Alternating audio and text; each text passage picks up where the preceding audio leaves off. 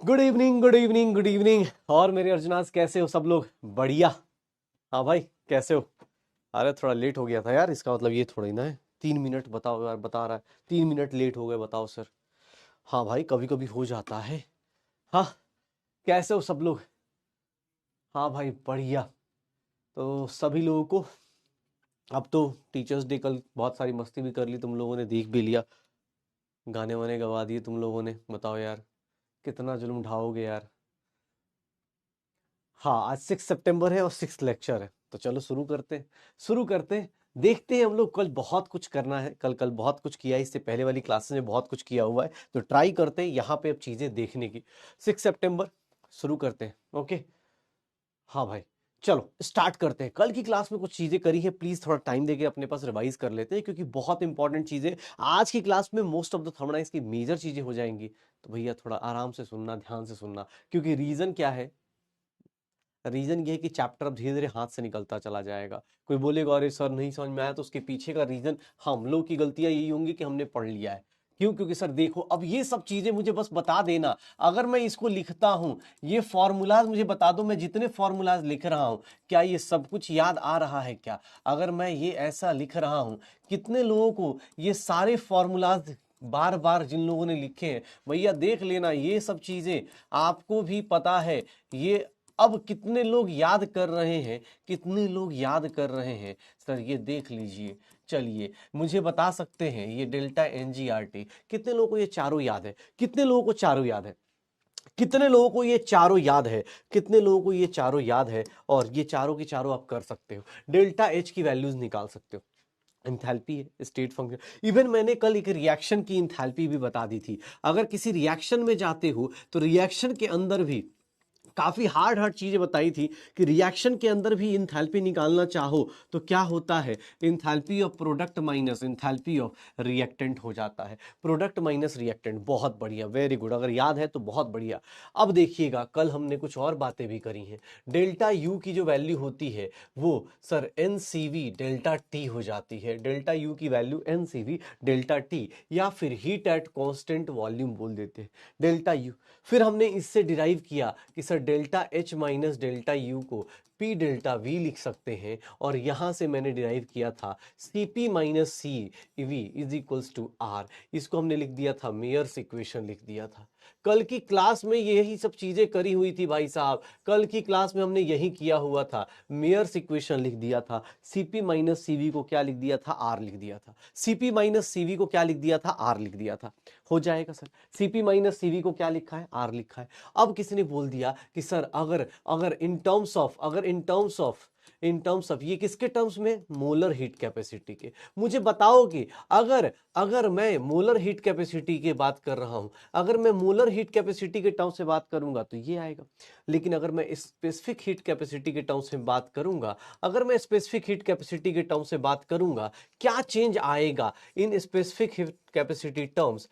अगर मैं इसके टर्म्स से बात करूं, तो इसके टर्म्स में क्या चेंज आएगा? इन स्पेसिफिक हीट कैपेसिटी के टर्म्स से बात करूं तो क्या चेंज आएगा? क्या आएगा? किस तरह का आएगा बताओगे? क्या आ जाएगा? क्या आ जाएगा?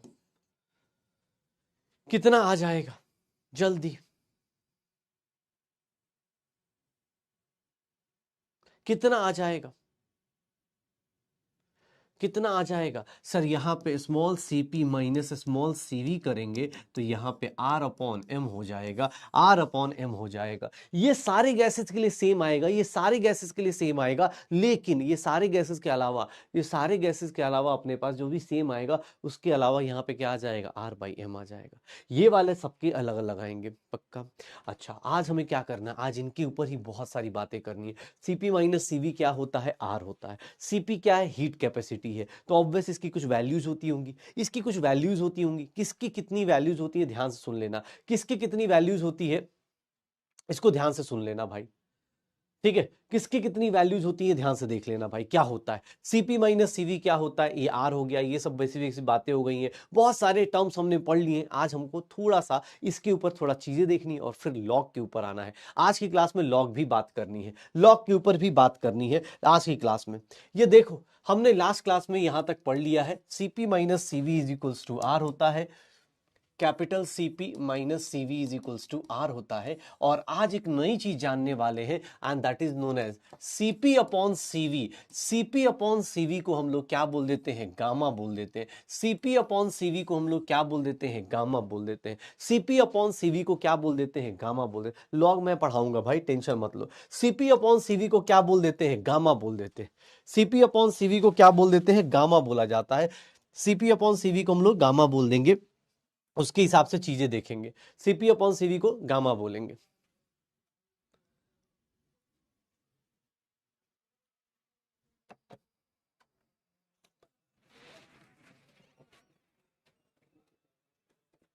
कोई क्वेश्चंस है? Letter writing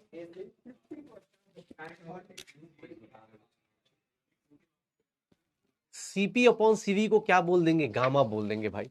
Cp upon Cv को क्या बोल देंगे, गामा। अब देखना गामा क्या है, गामा एक रेशियो है। किसका रेशियो है सर, ये कांस्टेंट है, ये कांस्टेंट है। किसने बोला सर कांस्टेंट की वैल्यू बताओ, तो भैया अब देखना heat capacity, molar heat capacity किसके लिए कितना होता है, यहां से पहले कुछ चीजें देख सकते हैं। पहले एक बात बताओ, कितने लोग ये सही शिक्षा, कितना बताना, कितना हार्ड लिख दिया मैंने, ये लिख सकते हो गामा Cv लिख सकते हैं। ये देखना Cp अपॉन Cv को क्या लिख सकते हैं, गामा, तो Cp को क्या लिख सकते हैं, गामा Cv लिख सकते हैं। देखना कितना हार्ड चीज बता रहा हूं। Cp को क्या लिख सकते हैं, गामा Cv लिख सकते हैं। अब बेटा एग्जाम हॉल में बस आपसे यही सब चीजें निकलवा के gamma minus 1 Cv is equals to R लिख दिया जाएगा। और Cv की वैल्यू क्या आ गया, अगर तुमसे कोई पूछेगा R अपॉन गामा माइनस 1 आ जाएगा। अगर किसी ने पूछ दिया व्हाट इज Cp, तो गामा टाइम्स Cv, और Cp की वैल्यू भी कोई पूछे अपॉन गामा माइनस 1।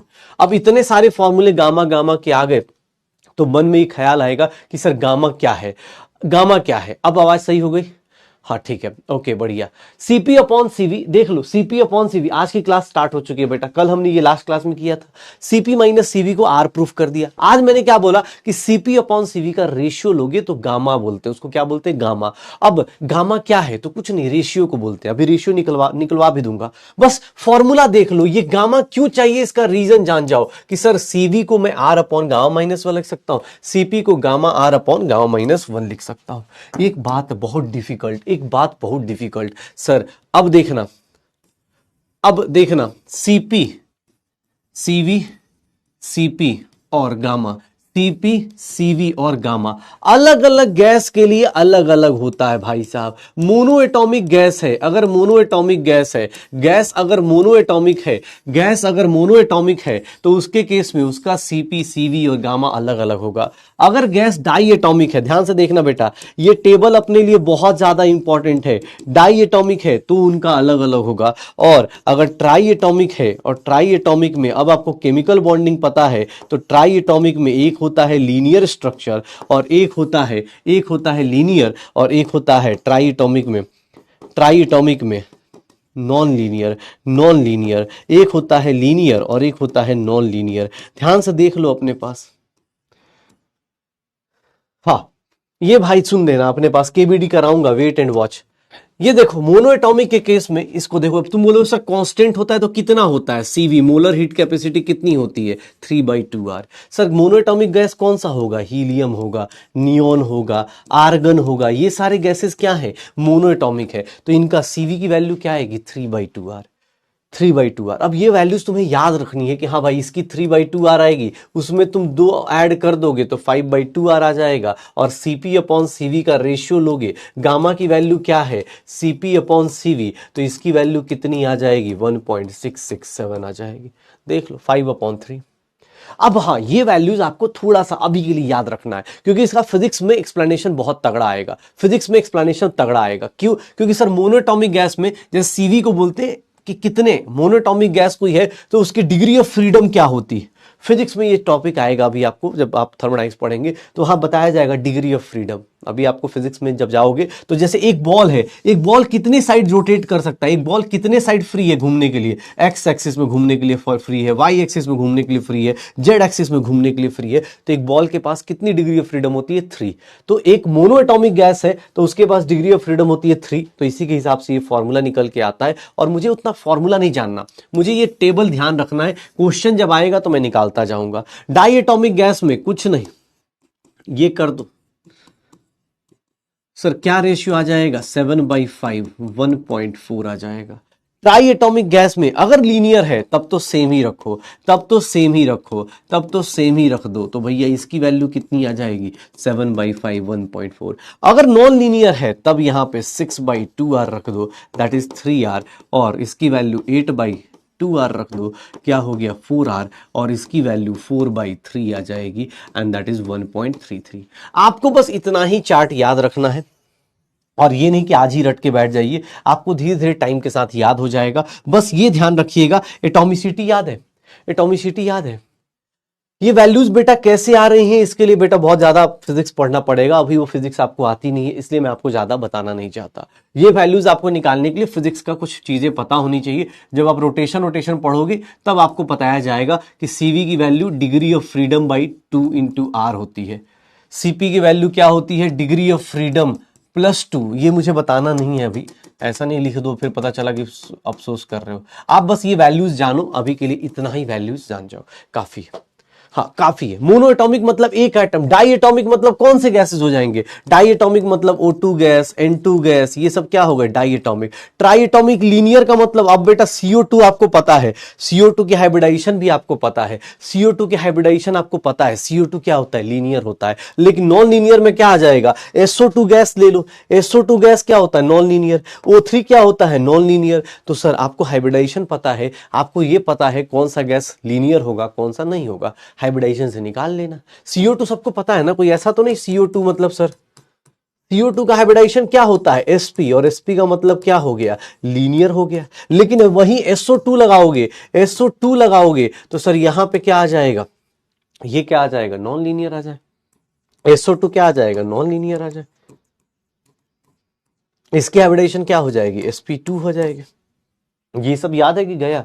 कि ऐसा तो नहीं कि कोई यार सर एसपी कहां से आ गया, एसपी तो हमने कुछ और पढ़ा था, एसपी मतलब कुछ सर सुपरिटेंडेंट ऑफ पुलिस होता था, ये सबसे प्यारा होता था। ये SP2 मतलब सर हमने तो सबसे प्यारा प्यारा पढ़ा था, ये तो हमने सर कुछ और ही पढ़ लिया SP2। ये सब याद है कि गया? मोनो एटॉमिक में भाई इसलिए क्योंकि मोनो एटॉमिक में सबसे आसानी से गैस घूम सकता है। तुम अकेले हो ना, तुम घूम सकते हो बहुत आसानी से। जिसको डिग्री ऑफ फ्रीडम समझना हो ना, डिग्री ऑफ फ्रीडम कुछ नहीं, आप कितनी जगह घूम सकते हो। जैसे एक बॉल है, एक बॉल कितनी डायरेक्शन में जा सकता है? X axis, Y axis, Z axis. कोई बोले सर ऐसा क्यों हो रहा है, तो उसके पीछे बस थोड़ा सा फिजिक्स बता देता हूं। देखो जिसको लिखना होगा भाई, ये मैं अपनी रिस्क पे ये पहली बता रहा हूं, ये फिजिक्स में आता है, ये तुम्हारे ऊपर है। जो पढ़ने वाले बच्चे हैं जिनको लगता है कि समझना है तो भाई मैं तुम्हें बता देता हूं। ये डिग्री ऑफ फ्रीडम +2, प्लीज बेटा थोड़ा सा ऑब्वियस है ये चीज, आपके जिसको नहीं मन करे नहीं कोई दिक्कत नहीं, ये देख लो। F is nothing, degree of freedom. F किसको बोलते हैं? डिग्री ऑफ फ्रीडम को बोलते हैं, डिग्री ऑफ फ्रीडम को बोलते हैं। अब डिग्री ऑफ फ्रीडम क्या है? सर एक बॉल है, मोनो एटॉमिक गैस है, एक मोनो एटॉमिक गैस है। मोनो एटॉमिक गैस कहां कहां जा सकता है? एक्स एक्सिस में जा सकता है, वाई एक्सिस में जा सकता है, जेड एक्सिस में जा सकता है, एक्स वाई जेड। तो सर इसका डिग्री ऑफ फ्रीडम कितना हो गया? 3 हो गया। डिग्री ऑफ फ्रीडम कितना हो गया? 3 हो गया। अगर एक डाई एटॉमिक गैस है, अगर डाई एटॉमिक गैस है तो भाई डाई एटॉमिक गैस में क्या होगा? सर आपके पास बॉन्डेड होगा। अब देखो बॉन्डेड होगा तो देखो इसके साथ क्या होगा? सर ये एक्स एक्सिस में जा सकता है, ऑब्वियस है दोनों एक साथ जा सकते हैं, एक वाई एक्सिस में जा सकते हैं, जेड एक्सिस में जा सकते हैं। तो डिग्री ऑफ फ्रीडम 3 तो एक्सिस के हो गए, और 2 देखना, आप ध्यान से देखना अपने पास 2 कौन से होंगे? तो सर 2 कौन से होंगे? रोटेशन का भी तो आएगा, इसके अराउंड रोटेशन कर दो या एक बार इसके अराउंड रोटेशन कर दो। तो 3 एक्सिस आ गए, 2 रोटेशनल एक्सिस आ गए। तो ये डिग्री ऑफ फ्रीडम कितना आ जाएगा? डिग्री ऑफ फ्रीडम कितना आ जाएगा? 5 आ जाएगा। तो डाई एटॉमिक में डिग्री ऑफ फ्रीडम बढ़ता है, जैसे जैसे आप आगे बढ़ते जाओगे उतना डिग्री ऑफ फ्रीडम बढ़ता जाएगा। तो ये भाई बहुत हाई फाई है, बहुत हाई फाई चीज़ है, छोड़ दो। डिग्री ऑफ फ्रीडम फिजिक्स में आती है, जब किसी बॉल को लेके फेंकोगे, कौन कौन से एक्सिस में जा सकता है, क्या कर सकता है, उसके ऊपर है। अभी इसको जरूरत नहीं, वहीं समझ में आया, बहुत अच्छी बात है, छोड़ दो। ये तुम्हारे फिजिक्स की चीज़ है, अभी हम लोग यहाँ बात करेंगे। मुझे बस ये टेबल जानना है, मैं इस टेबल की बात करूंगा, ठीक है। मुझे ये टेबल जानना है, मुझे बस ये टेबल की बात करनी है। और हाँ, सीधी सी बात है कि भाई आपको ये टेबल मैं आपको एक दिन में नहीं बोल रहा हूँ, आराम से आप सैटरडे तक याद करके आइएगा। सैटरडे को अपनी क्लास है, सैटरडे तक याद करके आइएगा। बस जान जाइए कि ऐसा होता है, ठीक है। अब जान जाइए कि ऐसा होता है। सीपी को क्या लिखते हैं, सीवी को क्या लिखते हैं। अब ये सब जैसे देखो फॉर्मूले पे फॉर्मूले बनते जा रहे हैं, तो आपको पता होना चाहिए कि हाँ यार ये चीजें हो जाए, ठीक है। डिग्री ऑफ फ्रीडम बेटा उसके चक्कर में मत पड़ो। डिग्री ऑफ फ्रीडम मतलब कितनी दूर घूम सकते हो, कैसे कैसे घूम सकते हो, उसके लिए याद रखना बस। उसके अलावा आपको और नहीं जानना है। ये सीपीसीवी की वैल्यू, आर की वैल्यू पूछ रहा है कोई, आर क्या होता है। अरे आर भाई, आर क्या होता है भाई, क्या बात करो, कल भी बताया है, यूनिवर्सल गैस कांस्टेंट होता है। ये भगवान अल्लाह बचाए, मतलब ऐसे जमूरों से। आर की वैल्यू यूनिवर्सल गैस कांस्टेंट होता है भाई, ऐसा क्यों हो जाता है, ठीक है। हाँ अरे छोड़ना, तू बस एक चीज बता, चल मैं तुझे एक चीज बताता हूं। ये देख, तुझे डराने के लिए क्वेश्चन पूछ देता हूं। तुझे क्वेश्चन क्या पूछा जाएगा, इसका ग्राफ कैसा होगा, चलो बताओ। सीपी की वैल्यू टेम्परेचर से कितनी चेंज होगी। सीपी की वैल्यू टेम्परेचर से, सीपी की वैल्यू टेम्परेचर से कैसे चेंज होगी यार। इसका ग्राफ तुमसे एग्जाम हॉल में क्या पूछा जाएगा, ये सब सर इसकी वैल्यू चेंज ही नहीं होगी। क्यों, क्योंकि सीपी की वैल्यू कांस्टेंट होती है भाई। सीपी की वैल्यू हो, सीवी की वैल्यू, इसमें कहीं टेम्परेचर कहीं है क्या। ये कांस्टेंट है, 3 की वैल्यू चेंज नहीं करती, 2 की वैल्यू चेंज नहीं करती। इस सीपी सीवी गामा कुछ चेंज करता है क्या टेम्परेचर में, कोई चेंज नहीं करता। तो ऐसे जानबूझ के कोई क्वेश्चन पूछ दे, ऐसे दे दे, ये देखना, ये देखो कि सर मोलर मास बढ़ाएंगे तो सीवी की वैल्यू कैसे चेंज होगी, बताइए कैसे चेंज होगी। सीवी की वैल्यू मोलर मास से चेंज होती है क्या, सीवी की वैल्यू कांस्टेंट होती है, कोई फर्क ही नहीं पड़ेगा। मोलर मास चेंज कर दो, टेम्परेचर चेंज कर दो, इनकी वैल्यूज क्या होंगी, इनकी वैल्यूज कांस्टेंट होती है भाई। ये पैरेलल लाइन पे आएंगी। इनके लिए मत सोचना कि अरे सर ऐसा होगा, ऐसा होगा, वैसा होगा। अरे कुछ नहीं होता भाई, ठीक है, ये कुछ नहीं आने वाला अपने पास, श्योर हो। अब एक नोट करके ध्यान देता हूं। एक बोला सर बैकलॉग बहुत ज्यादा बेटा, अब इस चैप्टर में ही बैकलॉग हो गया, तो अब क्या बोलूं मैं। अब तो फिर 11th बैकलॉग क्लियर चल रहा है, बैकलॉग क्लियर कर लो यूट्यूब से। अब तो बेटा अर्जुना 1.0 2.0 3.0 खत्म हो गया, अब तो फास्ट ट्रैक आ रहा है, कुछ दिन बाद कुछ आएगा। टेंशन मत लो बेटा, जितना बैकलॉग करना है उतना हम लोग के पास कोर्स है, तुम्हें एकदम बर्बादी में कोई रोक नहीं पाएगा, टेंशन मत लेना। अब इसमें भी बैकलॉग कीजिएगा तो इसका क्या उपाय है भाई। अब अगस्त सितंबर आ गया यार, अप्रैल से शुरू हुए हम लोग, ठीक है। हाँ लीनियर क्या है, नहीं बेटा ये बहुत हार्ड कॉन्सेप्ट है। लीनियर तो मैं बता ही नहीं सकता कि लीनियर क्या होता है। अब ये सब चीजें नहीं बेटा, कोई दिक्कत नहीं, तुम एक ही काम कर सकते हो, बस उड़ता हुआ तीर दबा दो और या फिर टीचर के बारे में स्टार लिख के चले जाओ बस। अब इसके अलावा बेटा मेरी तुम्हारे लिए अब सिर्फ और सिर्फ मेरे लिए तुम्हारे पास मतलब बचपना बचा हुआ है, जो मैं अंदर ही अंदर फील कर रहा हूँ, बस बता नहीं सकता, ठीक है ना। क्योंकि अब इसके बाद बैकलॉग भी क्रिएट कर रहे हो ना, तो अब बेटा ठीक है ना। आप यहाँ से आप देखो ना, आप यहाँ से यहाँ आ सकते थे, यहाँ से यहाँ आ सकते हो। आप इसके बाद भी नहीं होता तो भाई अब बहुत कुछ चल रहा है यूट्यूब पे, एक अर्जुना बैकलॉग किलर भी चल रहा है, उसमें शायद देखा मैं थर्मोडाइज भी हो गया है। तो भाई कर लो यार, अब इससे ज्यादा नहीं कर सकता हूँ भाई, ठीक है। एक पूछ रहा है what is atomicity, it's very difficult. Atomicity बहुत दूर आ चुके बेटा, बहुत दूर आ चुके, देखना। चलो एक नोट करके, बहुत स्पेशल पॉइंट है, ध्यान से देखना सर, याद रखिएगा। For ideal gas, ideal gas के लिए ध्यान से सुनना, आइडियल गैस के लिए डेल्टा यू की वैल्यू जो होती है वो एनसीवी डेल्टा टी हो जाती है, और डेल्टा एच की जो वैल्यू होती है एनसीपी डेल्टा टी होती है। ध्यान से सुनना बेटा, आइडियल गैस के लिए जो इंटरनल एनर्जी होती है, इंटरनल एनर्जी सर ये किस पे डिपेंड करती है, depends on temperature only, depends on temperature only. Ideal gas में सिर्फ और सिर्फ टेम्परेचर पे डिपेंड करती है। और अगर मैं इसकी बात करूं इंथैल्पी की आइडियल गैस में, तो इंथैल्पी किस पे डिपेंड कर रही है, अगेन इंथैल्पी चेंज किस पे डिपेंड कर रहा है, इंथैल्पी चेंज भी अगेन डिपेंड करता है टेम्परेचर ओनली पे, सिर्फ और सिर्फ टेम्परेचर पे डिपेंड करता है। लेकिन अगर मैं इसी पॉइंट में ऐड कर दूं, ध्यान से सुनना बेटा, अब इसका डेरिवेशन नहीं कराना, मुझे बस बता देना है तुम्हें। रियल गैस में बात करें, ध्यान सुनना, अगर रियल गैस में बात करें तो डेल्टा यू यहां निकालने जाओगे तो एनसीवी डेल्टा टी के साथ साथ ये देख लो क्या आ रहा है, N square 1/v1 minus 1/v2। Sir इसके केस में रियल गैस में इंटरनल एनर्जी जो होती है, इंटरनल एनर्जी जो होती है, अब जिन लोगों को वैन डर वाल इक्वेशन याद होगा उनको याद आ रहा होगा कि कुछ तो पढ़ा है हम लोगों ने, जिन लोगों के पास वैन डर वाल फोर्स याद होगा उनको पता होगा इंटरनल एनर्जी किस पे डिपेंड करती है, depends on temperature as well as temperature and volume, दोनों पे डिपेंड करती है। रियल गैस में अगर इंटरनल एनर्जी का चेंज निकालने जाओगे तो भैया ये टेम्परेचर एज वेल एज किस पे डिपेंड करेगा sir, temperature as well as उस पे डिपेंड करेगा वॉल्यूम पे। और अगर मैं डेल्टा यू की डेल्टा एच की बात करूं, बेटा फॉर्मूला डेरिवेशन हर एक जगह काम की नहीं होती, आपको बस ये जानना है, ये स्टेटमेंट बेस्ड क्वेश्चन आएंगे, न्यूमेरिकल्स कोई नहीं आएगा, बस स्टेटमेंट बेस्ड क्वेश्चन आ जाएंगे, स्टेटमेंट बेस्ड क्वेश्चन आ जाएंगे। अगर मैं इंथैल्पी चेंज की बात करूं, इंथैल्पी की बात करूं तो इंथैल्पी भी किस पे डिपेंड कर रही है, सिर्फ और सिर्फ टेम्परेचर पे नहीं, depends on temperature as well as pressure, दोनों पे डिपेंड कर रही है। ये नोट याद रखिएगा, बहुत ही इंपॉर्टेंट नोट है। फर्स्ट लॉ की अब कहानी की तरफ। हाँ बेटा बोल रहा है कि सर ये चैप्टर अब डिफिकल्ट होता जा रहा है, यस सही रास्ते पे हैं आप लोग, ऑब्वियस है बेटा, छठा लेक्चर है, क्या चाहते हो। हाँ एक लड़का पूछ रहा है लड़की गुस्सा है तो कैसे मनाएं। पहली बात, तुम्हारी हरकतें देख के लग नहीं रहा कि होगी साथ में, अगर है तो एकदम सही किया है उसने, गुस्सा करने लायक तुम हो भी भाई, ठीक है। मतलब एक अपनी पर्सनल प्रॉब्लम, हाँ पर्सनल प्रॉब्लम यहाँ पूछ रहे हो तो ऑब्वियस गुस्सा ही करेगी। नाम नहीं लिया बेटा, बच गए। हाँ चलो देखो, आइडियल गैस, हाँ रियल गैस में, अच्छा रियल गैस में पूछ रहा है क्यों आया, क्योंकि रियल गैस में भैया आपको एक इक्वेशन याद हो, अगर आपको इक्वेशन याद हो तो भैया ये किसके डेरिवेशन से आता है, पीवी के इक्वेशन से। याद करो आइडियल गैस में PV is equals to NRT था, लेकिन रियल गैस में P plus N square upon V square V minus N B NRT था, याद करो।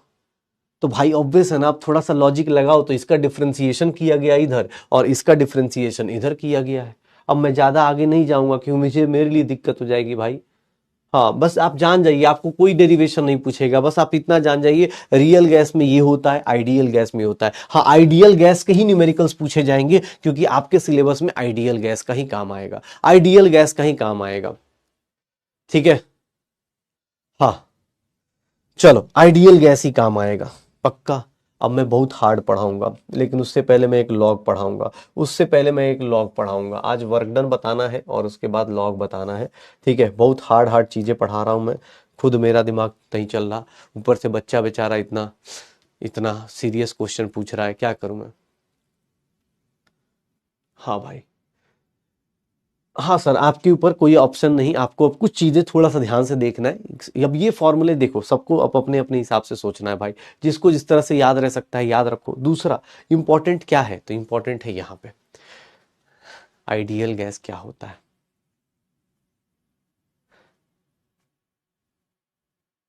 हाँ एक बोला सर आप रट्टा मारने से मना करते हो, यहाँ बोल रहे हो रट्टा मारो। बेटा रट्टा इसलिए नहीं बोल रहा हूँ कि रट्टा मारो, देख लो अब मैंने क्या बताया तुम्हें, रट्टा मारने के लिए क्या बताया, ये मैंने कहा था क्या कल रट्टा मारने के लिए। बात यह है कि आप नहीं करोगे तो ऑब्वियस है ना, सबको तो यही करना होगा। अब बोले सर आपको बोला भी था जाके प्रीवियस ईयर का क्वेश्चन देख लीजिएगा, आपको रियलाइज हो जाएगा इस चैप्टर में डायरेक्ट फॉर्मूले पूछे जाते हैं।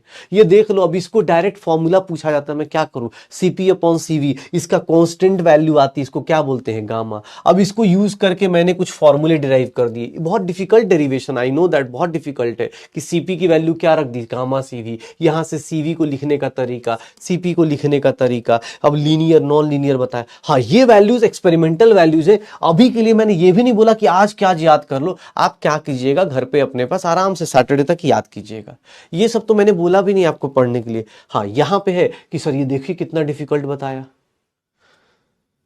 चलो आगे चलते हैं, आगे चलते हैं। आगे क्या है आज अपने पास, आगे क्या है? तो आज हमें थोड़ा सा लॉग जानना है, लॉग जानना है और एंटी लॉग जानना है। लॉग क्या होता है पहले लॉग पढ़ेंगे आज। लॉग पढ़ेंगे क्या होगा, थोड़ा सा देखिएगा, लॉगरिथम के बारे में थोड़ा सा बात करेंगे आज और इसी से मेरा सारा काम हो जाएगा। तो थोड़ा सा देखिएगा, एक होता है ln x।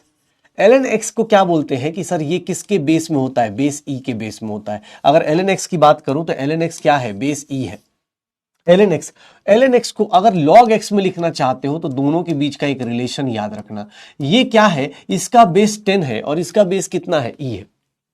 दो टाइप के लॉग होते हैं, एक होता है ln और एक होता है लॉग।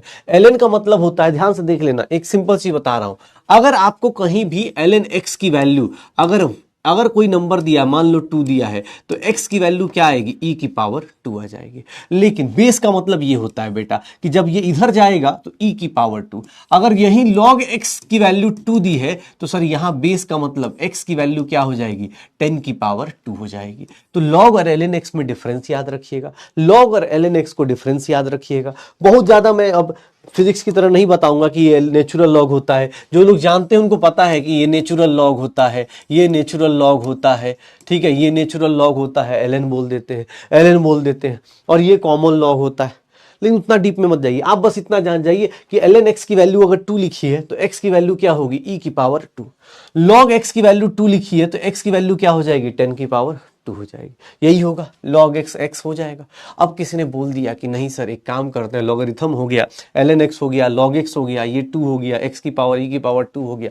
अब मुझे एक सिंपल सी चीज बताइएगा, एक सिंपल सी बताइएगा, ठीक है, सिंपल सी। सर लॉग हो चाहे ln हो, अगर मैं कुछ बेसिक अलजेब्रा की बात करूं, इनके बेसिक अलजेब्रा की बात करूं, तो बेसिक अलजेब्रा क्या बोलता है? पहले तो ये कन्वर्जन याद रखिएगा, ये कन्वर्जन याद रखिएगा। और दूसरा बेसिक कन्वर्जन क्या कहता है कि सर ln हो x into Y, ln x into Y को क्या लिख देते हैं? Sir ln x plus ln y लिख देते हैं। या फिर अगर log भी लिखा है, log x इंटू वाई, तो सर log जो मल्टीप्लीकेशन में होता है वो ओपन होता है log x प्लस वाई। पहला बेसिक रूल।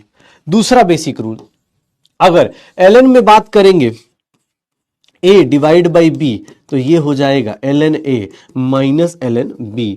और अगर log में भी लिखा है तो सेम अलजेब्रा, बस डिफरेंस यही है कि इसका बेस अलग है, इसका बेस अलग है, इसका बेस अलग है, इसका बेस अलग है। ओके, ध्यान सुना। अब देखना थर्ड वन, अगर मुझे कहीं बोल दिया गया ln x की पावर m लिख दिया गया है तो इसको बोल देते हैं m ln x बोल देते हैं। या फिर अगर मैं log के बारे में बोलूं कि सर a की पावर b दिया हुआ है तो b log a आ जाता है। बेसिक अलजेब्रा बता रहा हूं, b log a आ जाता है, b log a आ जाता है। ये बेसिक अलजेब्रा है जो आपको यूज करना है, बेसिक चीजें हैं जो यूज करनी है। इसका यूज करके आप लॉग की वैल्यूज निकालते हो, अभी आप बार बार निकालोगे। इसमें से कुछ अलजेब्रा की बातें यहां कर लेंगे। कैसे? तो कुछ बेसिक अलजेब्रा जो बेसिक लॉग की वैल्यूज जो आपको याद रखनी है, जैसे बेसिक लॉग जो वैल्यूज आपको याद रखनी है, याद रखिएगा लॉग में हमेशा ये जो लॉग एक्स है, ये हमेशा log x की बात करेंगे तो log x की वैल्यू, अगर x की वैल्यू log x या ln x की बात करता हूं तो log x, अगर x ग्रेटर देन 1 है तो सर log x की वैल्यू, देखना एक मिनट रुक जाओ, लिख देता है, अगर x ग्रेटर देन 1 है देन log x की वैल्यू हमेशा क्या आएगी? पॉजिटिव आएगी। log x की वैल्यू क्या आएगी? हमेशा पॉजिटिव आएगी। और अगर x की वैल्यू लेस देन 1 है तो उस केस में याद रखिएगा log x की वैल्यू हमेशा नेगेटिव आएगी। log x की वैल्यू क्या आएगी? हमेशा नेगेटिव आ जाएगी। ठीक है, ये log x की वैल्यू क्या आ जाएगी? नेगेटिव आ जाएगी। ठीक है, log x की वैल्यू क्या आ जाएगी? नेगेटिव आ जाएगी। और अगर x की वैल्यू 1 है, अगर x की वैल्यू 1 हो गई, x की वैल्यू 1 हो गई, देन उस केस में log 1 की वैल्यू हमेशा क्या होती है? 0 होती है। हमेशा क्या होती है? 0 होती है। तो अब छोटी छोटी चीजें हैं बेटा, हाँ एक बोलना सब फिजिक्स में पढ़ा है, हम मुझे पूरा भरोसा है, इसलिए तो मैं बता रहा हूँ, मुझे सब याद, मुझे पूरा भरोसा है तुम्हें सब याद होगा ना, इसलिए तुम्हें दोबारा बता रहा हूँ बेटा, कोई दिक्कत नहीं। हाँ हमें पूरा भरोसा है। अब देखिएगा, ध्यान से देखिएगा, log 1 की वैल्यू सबको पता है 0, log 2 की वैल्यू होती है 0.301, log 3 की वैल्यू आपको याद रखनी है 0.477, इसी को राउंड ऑफ करके 0.48 लिख देते हैं हम लोग। log 4 मैं नहीं याद करने के लिए बोलूंगा, log 5 की वैल्यू याद रखिएगा 0.699 एंड दैट इज 0.7 हो जाता है। log 6 भी जरूरत नहीं, log 7 याद रखिएगा 0.845। log अपने पास log 7 के बाद 8 नहीं पता, 9 नहीं पता, log 10 की वैल्यू याद रखिएगा 1 होता है। आपको बस इतने ही log की वैल्यूज याद रखनी है, आपको बस इतने ही log की वैल्यूज याद रखनी है, बस याद रखना। अब जिंदगी में इससे ज्यादा आपको log की वैल्यूज याद नहीं रखनी, इतने ही वैल्यूज अगर आपको याद है। log 1 0 होता है, log 10 1 होता है, ये सबको पता होता है। log 10 1, log 1 0, सर log 2 3 5 7 वो याद रहे, अपना काम निकल जाएगा। क्यों? क्योंकि आपको जब भी कोई क्वेश्चन दे दे कि सर ऐसा दे दिया जाए तो क्या करेंगे, आपको बेसिक अलजेब्रा आता है, सर देख लीजिए log 10 की पावर 3 लिख सकते हैं और log 2 की वैल्यू कितनी लिख सकते हैं, 0.301 लिख सकते हैं, और प्लस ये पावर कितना आ गया, बाहर की तरफ आ गया 3 log 10। log 10 की वैल्यू कितनी होती है, तो सर इसकी वैल्यू कितनी हो जाएगी 3.301, निकाल दो। अब आपके ऊपर है, ये सब चीजें जितनी बार प्रैक्टिस करेंगे उतनी ज्यादा हो जाएंगी। अगर मुझसे किसने पूछ दिया कि सर नहीं सर log 4 नहीं बताया आपने, log 4 को मैं सर क्या लिख सकता हूं, log 4 कोई बोल रहा है सर log 4 नहीं बताया, अरे भैया log 4 को याद रखिएगा। अगर आपको सब कुछ याद रखने की आदत लग गई है तो log 4 की वैल्यू भी याद कर सकते हैं, log 4 की वैल्यू भी याद कर सकते हैं। कोई बोले log 6 नहीं बताया, सर बताइए, सब कुछ बता रहे हैं, log 6 की वैल्यू खुद नहीं आ रही होगी इसलिए नहीं बता रहे हैं। बेटा अब क्या बोले, log 2 plus log 3, log 2 plus log 3, इन दोनों को ऐड कर दो, इन दोनों को ऐड कर दो तो 0.778 आ जाएगा। log किसने बोल दिया सर log 8 नहीं बताया, log 8 को बेटा लिखना चाहूं तो 2 की पावर क्यूब लिख सकता हूं, 3 log 2, 3 log 2 इज नथिंग, 0.903 आ जाएगा। किसने बोला सर log 9 नहीं बताया, बताइए इतना सब कुछ बता रहे हैं, log 9 नहीं बताया, log 3 का स्क्वायर 2 log 3 लिख सकता हूं and that is equals to 2 into 0.477 that is 14 0.954 आ जाएगा, हो जाएगा। याद है सर, श्योर हो? बस आप, अरे log 11 पूछ रहा है कोई, log 11 इज नथिंग भाई, log 11 का जस्ट 1 पॉइंट आगे बढ़ा लेना, थोड़ा सा ज्यादा हो जाएगा, राउंड अप हो जाएगा, ठीक है राउंड अप हो जाएगा, हाँ राउंड ऑफ हो जाएगा, उसके हिसाब से कर लेना। हाँ भाई फॉर्मूला इतना, इतने ही ब्लॉग आपको याद होने चाहिए, इसको याद रखिएगा बार बार क्योंकि अभी आपको जरूरत पड़ने वाली है। क्यों जरूरत पड़ेगी इसका रीजन भी अपने बता देंगे, इसका रीजन भी बता देंगे। अभी आपको याद है, बहुत बढ़िया। अब शुरू करते कि आज हमें जो वर्क डन करना है, आज जो हमें वर्क डन करना है वो वर्क डन क्या क्या होता है। आज हमें वर्क डन निकालना है दो अलग अलग प्रोसेस में, work done in different processes. क्या क्या प्रोसेस होगा थोड़ा ध्यान से देखिएगा, अलग अलग डिफरेंट प्रोसेस में क्या क्या वर्क डन की वैल्यू आएगी। लॉग आता है, बहुत बढ़िया बेटा, अगर लॉग आता है तो बहुत बढ़िया। हाँ ये भाई ये बहुत डिफिकल्ट है ना यार ये सब। अब इतनी बड़ी बड़ी बातें सोच रहे हो, मुझे खुद बहुत डर लगता है ये सब पढ़ाने में।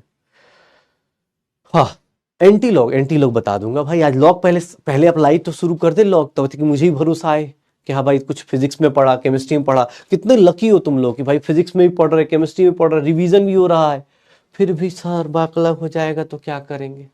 चलो वर्क डन का फॉर्मूला बताना। वर्क डन का फॉर्मूला ये मैंने सही लिखा है क्या? वर्क डन का फॉर्मूला क्या मिसिंग है, इस फॉर्मूले में क्या मिसिंग है? अगर मैं बात करूं वर्क डन का तो ये फॉर्मूले में क्या मिसिंग है मुझे बता सकते हो? वर्क डन का ये फॉर्मूला केमिस्ट्री के हिसाब से सही है क्या? केमिस्ट्री के हिसाब से सही है क्या? वर्क डन का फॉर्मूला सही है क्या? एंटी लोग बता दूंगा भाई, रुक जाओ, बस रुक जाओ, वेट करो। वर्क डन का ये फॉर्मूला सही है क्या? नहीं। क्या मिसिंग है? निगेटिव मिसिंग है। ऑब्वियस है, याद रखिएगा केमिस्ट्री में निगेटिव लगता है, फिजिक्स वाले एकदम पॉजिटिव लेके चलेंगे। जब फिजिक्स का पढ़ेंगे वहां बस यही चेंज आएगा। ये फॉर्मूला सबके लिए वैलिड है, valid for all process, valid for all process, सारे टाइप के प्रोसेस के लिए वैलिड है। लेकिन अब हमें एक केस लेना है, अब हमें एक केस लेना है, और वो केस है, ध्यान से सुनिएगा, वो केस है isothermal reversible process. Isothermal reversible process, इसके अंदर वर्क डन निकालना है। भैया आपको मैं लिख के दे रहा हूं। कोई बोल रहा है सर फॉर्मूले की दुकान लग रही है इस फॉर्म क्वेश्चन तरीके में, जाके प्रीवियस ईयर क्वेश्चन करना, तुम्हें पता चल जाएगा। अभी जो लिखवा रहा हूं सब जाके करना, पता चलेगा क्या चल रहा है। आइसोथर्मल रिवर्सिबल प्रोसेस की बात करें, अगर आइसोथर्मल रिवर्सिबल प्रोसेस की बात करें तो आइसोथर्मल में क्या चेंज जीरो हो जाता है, डेल्टा यू जीरो। क्यों डेल्टा यू जीरो, मतलब delta T zero. Reverse isothermal का मतलब यही है ना, आइसोथर्मल का मतलब यही है, देखना ध्यान से। आइसोथर्मल का मतलब क्या हो गया, ये हो गया। अच्छा, आइसोथर्मल में एक चीज और होती है, कितने लोग सहमत हैं कि सर आपने ये सही लिखा है, P1 V1 is equals to P2 V2, P1 by P2 is nothing V2 by V1। लिख सकता हूं ना, कुछ लोगों को दिक्कत हो बता दो, दिक्कत हो तो बता दो भाई। टेम्परेचर कांस्टेंट होता है, इसीलिए टेम्परेचर कांस्टेंट होता है तो आइसोथर्मल में ये कहानी हो जाती है। अच्छा सर, रिवर्सिबल का मतलब याद है, कल हमने पढ़ा था, रिवर्सिबल प्रोसेस एक ऐसा प्रोसेस है सर, रिवर्सिबल प्रोसेस एक ऐसा प्रोसेस होता है जो इतना स्लो चलेगा, जो इतना स्लो चलेगा जिसका एक्सटर्नल प्रेशर और इंटरनल प्रेशर क्या हो जाएगा, इक्वल। इतना स्लो चलेगा, इतना स्लो चलेगा कि उसका ड्राइविंग फोर्स और उसका अपोजिंग फोर्स क्या हो जाता है, इक्वल हो जाता है। मतलब याद है उस बच्चे की कहानी जो 300 से 301, 302, 303, 304 पे जा रहा है, तो उस बच्चे वाली कहानी जो है रिवर्सिबल प्रोसेस में P external is almost equals to P internal. अच्छा सर, अब ये सबसे क्या होगा भैया, बहुत कुछ होगा, अभी तुम देखो तो सही। सर यहाँ डेल्टा यू याद है, Q प्लस W होता है, तो सर यहाँ Q को क्या लिख सकते हैं, माइनस W, W को क्या लिख सकते हैं, माइनस Q। अभी मैं बस डिराइव नहीं कर रहा हूं, बस बता रहा हूं। ये देखिएगा एक चीज और, सर ये आइसोथर्मल का मीनिंग हो गया और ये रिवर्सिबल हो गया। अब इन दोनों को कंबाइन कर देते हैं। मुझे वर्क डन का एक वैल्यू लिखना है, किसी को कोई दिक्कत हो बता दो भाई। वर्क डन अगर छोटे वॉल्यूम के चेंज हो रहे हो, अगर छोटा वॉल्यूम चेंज हो रहा हो तो मैं ऐसा लिख सकता हूं, वर्क डन को ऐसा लिख सकता हूं, DW is minus P external delta V। In case of reversible, in case of reversible process, अगर रिवर्सिबल प्रोसेस है तो मैं P एक्सटर्नल के बदले, P एक्सटर्नल के बदले वर्क डन को क्या लिख सकता हूं, माइनस P इंटरनल लिख सकता हूं। किसी को कोई दिक्कत, किसी को कोई दिक्कत? क्यों? क्योंकि सर आपको ही पता है छोटे वर्क डन के लिए छोटा वॉल्यूम लेंगे। Once upon a time physics में भी कुछ ऐसा बताया जा रहा होगा कि छोटा डिस्प्लेसमेंट है तो छोटा वर्क डन आएगा, उसको इंटीग्रेट कर देते हैं तो आंसर आ जाता है, इंटीग्रेट कर देते हैं तो आंसर आ जाता है। हाँ ये देखना, अब इंटरनल प्रेशर किसी गैस का कितना होता है, ओ भाई साहब इंटरनल प्रेशर किसी गैस का कितना होता है, ऑब्वियस है कोई आइडियल गैस ही लेंगे तो इंटरनल प्रेशर कितना हो जाएगा, वंस अपॉन ए टाइम, बहुत पहले, अब तो मैं भी भूल रहा हूं कब पढ़ाया था। सर क्या मैं ऐसा लिख सकता हूं क्या, लिखा जा सकता है। और अगर मैं इसका इंटीग्रेशन कर दूं तो मुझे देख लीजिए कांस्टेंट चीजें बाहर आ जाएंगी और इंटीग्रेशन के लिए क्या बच जाएगा, dB by V, initial volume से लेकर फाइनल वॉल्यूम। किसी को कोई दिक्कत?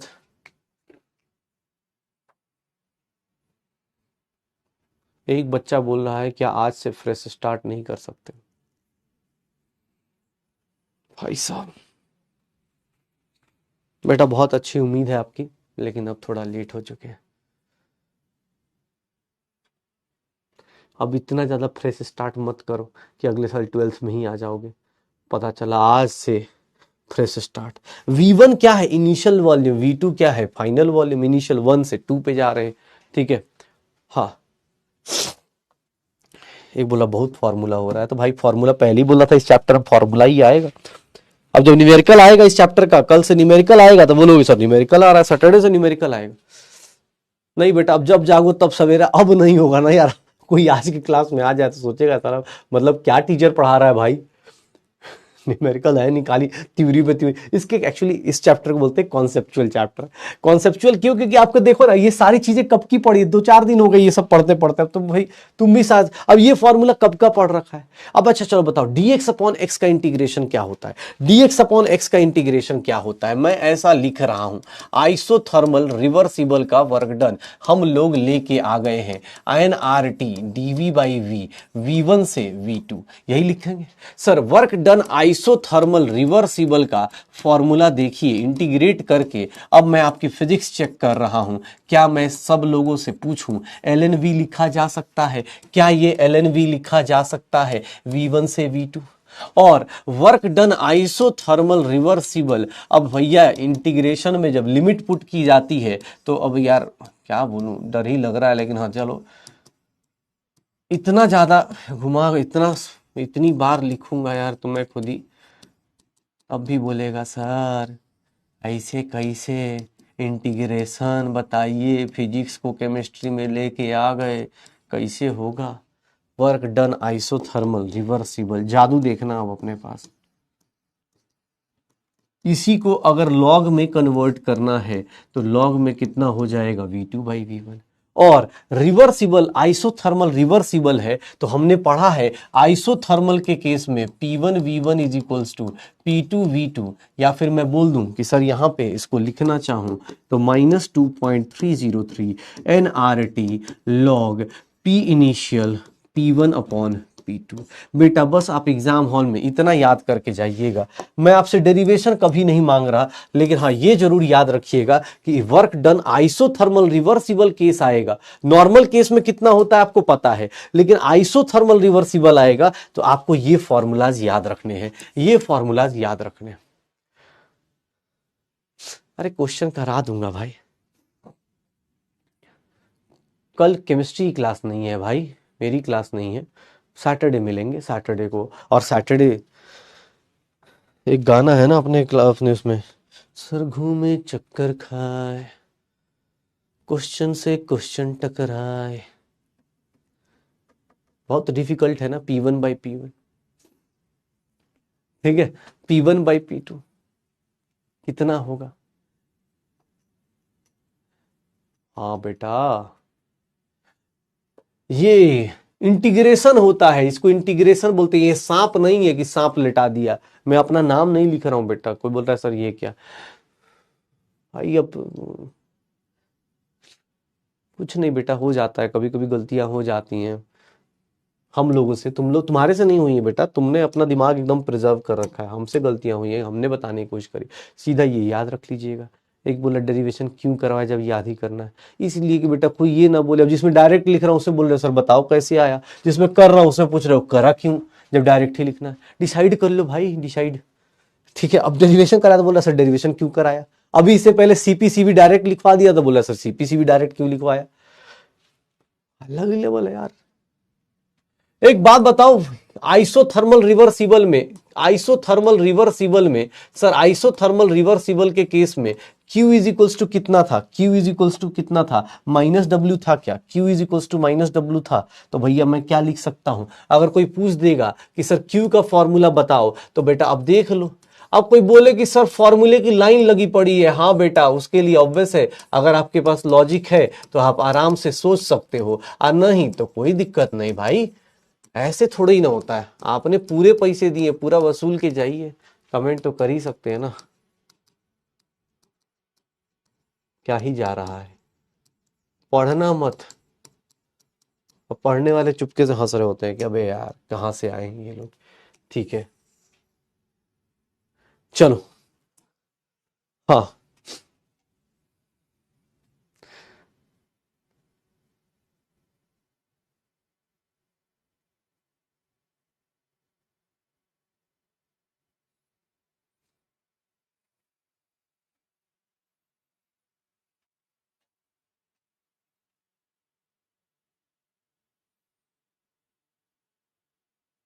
एक बोल रहा है 2.303 कहाँ आया। हाँ भाई, एलन कैसे आया, ओ भाई साहब, एलन कैसे आया। वंस अपॉन ए टाइम जब बेटा फिजिक्स के सर ने बहुत प्यारे से समझाया होगा, उस टाइम तुम्हें भी लगता होगा कि बेसिक मैथ कौन पढ़ेगा। इसका इंटीग्रेशन dx/x का इंटीग्रेशन याद रखना, dx/x की छाती पे अगर सांप लौट जाए तो ये क्या कर देता है, ln x में कन्वर्ट हो जाता है। ये इंटीग्रेशन का बेसिक रूल था भाई।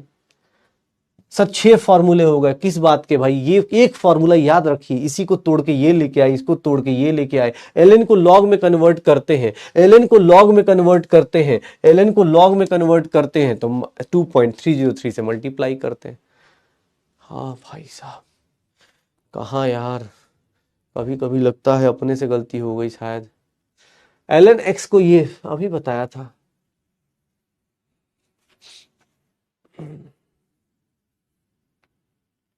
बहुत बढ़िया, हार्ड है भाई, बहुत हार्ड है।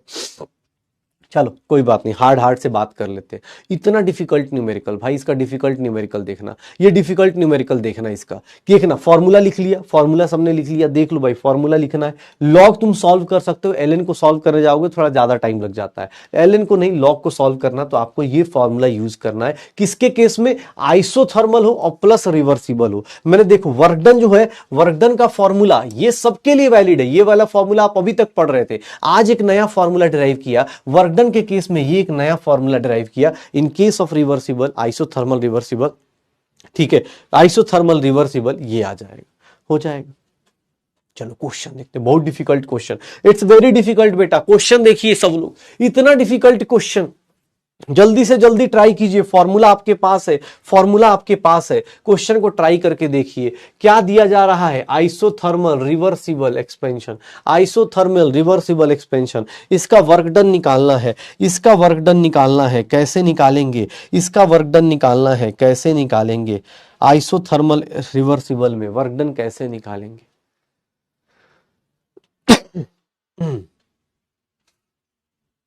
कैसे आएगा?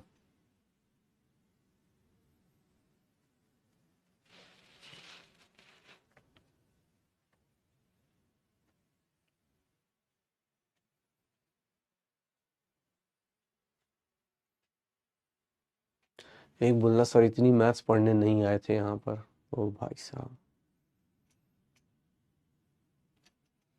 तुम्हें क्या लगा था कि तुम जाओगे, किताब खोलोगे, जैसे बायो है वैसे ही फिजिक्स और मैथ्स होगी, केमिस्ट्री होगी।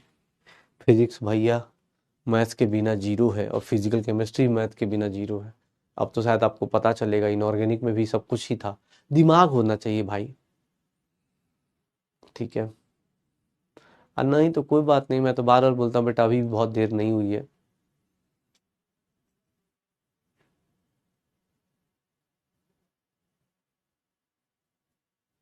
क्या आएगा इसमें? अब देखो ना, आइसोथर्मल रिवर्सिबल है तो वर्क डन का क्या फॉर्मूला आएगा? आइसोथर्मल रिवर्सिबल में work done is nothing -2.303 NRT log, sir V final V2 upon V1 लिख देते हैं। टू क्या है? Final volume. सर माइनस कितने मोल्स हैं? कितने मोल्स हैं? 1 मोल है। आर की वैल्यू कितनी होती है? कैलोरी में लिख भी दिया है क्वेश्चन में।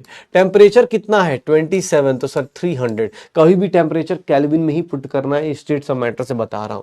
लॉग V2 की वैल्यू कितनी हो गई? सर V2 की वैल्यू, इतना डिफिकल्ट लॉग देख रहे हो, V2 की वैल्यू कितनी हो गई? इतनी हो गई। सर वर्क डन कितना आ जाएगा? -2.303 इंटू 600। और log 10 की वैल्यू कितनी होती है? log 10 की वैल्यू कितनी हो जाती है? 1। सर आंसर निकालने जाएंगे -3081.8 कैलोरी आ जाएंगे।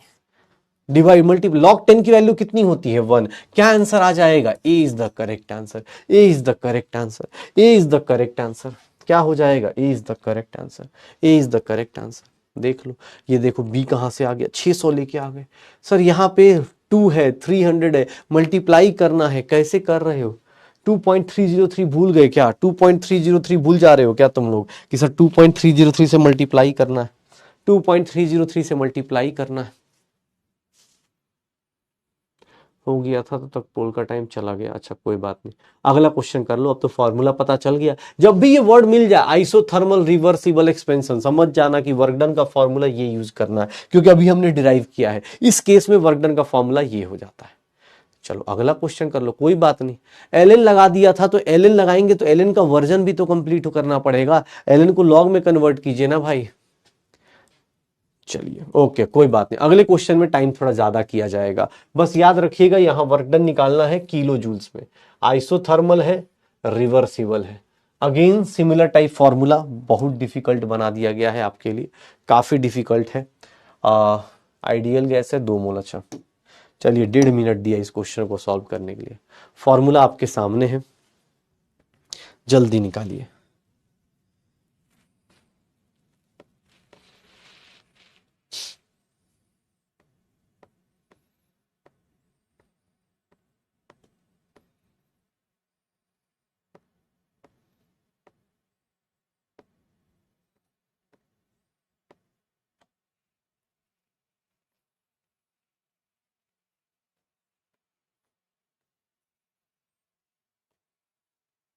आर की वैल्यू बेटा, आर की वैल्यू लोगे तो 8.314 जूल्स होता है पर केल्विन पर मोल।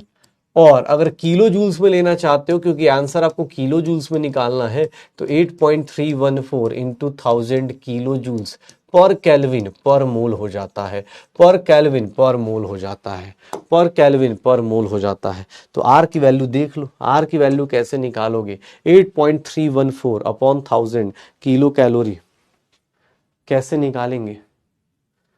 वर्क डन आइसोथर्मल रिवर्सिबल है, वर्क डन आइसोथर्मल रिवर्सिबल है।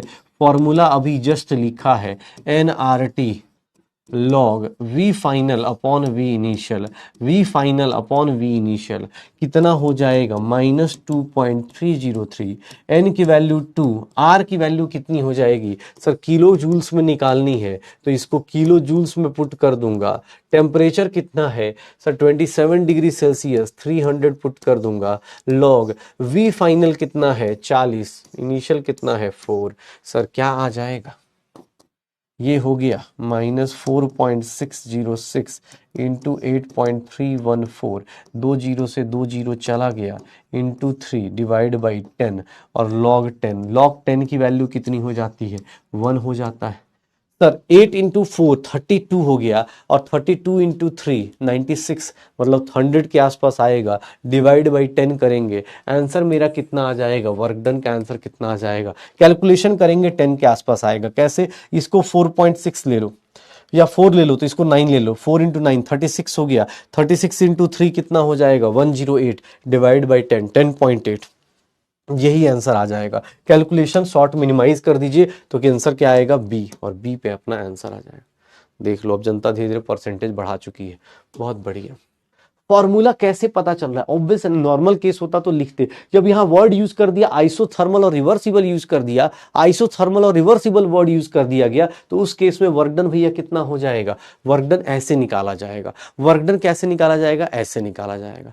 एक बोल रहा है 300 क्यों लेते हैं, 300 क्यों लेते हैं, 300 इसलिए बेटा क्योंकि टेम्परेचर कभी भी डिग्री सेल्सियस से पुट करने के लिए स्टेट्स ऑफ मैटर से ही मना कर दिया गया था कि डिग्री सेल्सियस से पुट नहीं करना है टेम्परेचर को, डिग्री सेल्सियस से पुट नहीं करना है टेम्परेचर को। दूसरी बात सर, यहां पे आर की वैल्यू ये क्यों ले रहे हैं, इसके पीछे भैया यूनिट था बेटा, क्या यार, इसको बोला ये क्यों नहीं लिया, अरे भैया ये लीटर एटीएम होता है तब लेते हैं, लीटर एटीएम होता है तब लेते हैं जब आपका आंसर लीटर एटीएम में निकालना हो। जब आर की वैल्यू भैया जूल्स में निकालनी है और किलो जूल्स में, तो मैं किलो जूल्स में निकालूंगा। कैलोरी में बोलेगा तो कैलोरी की वैल्यू लूंगा।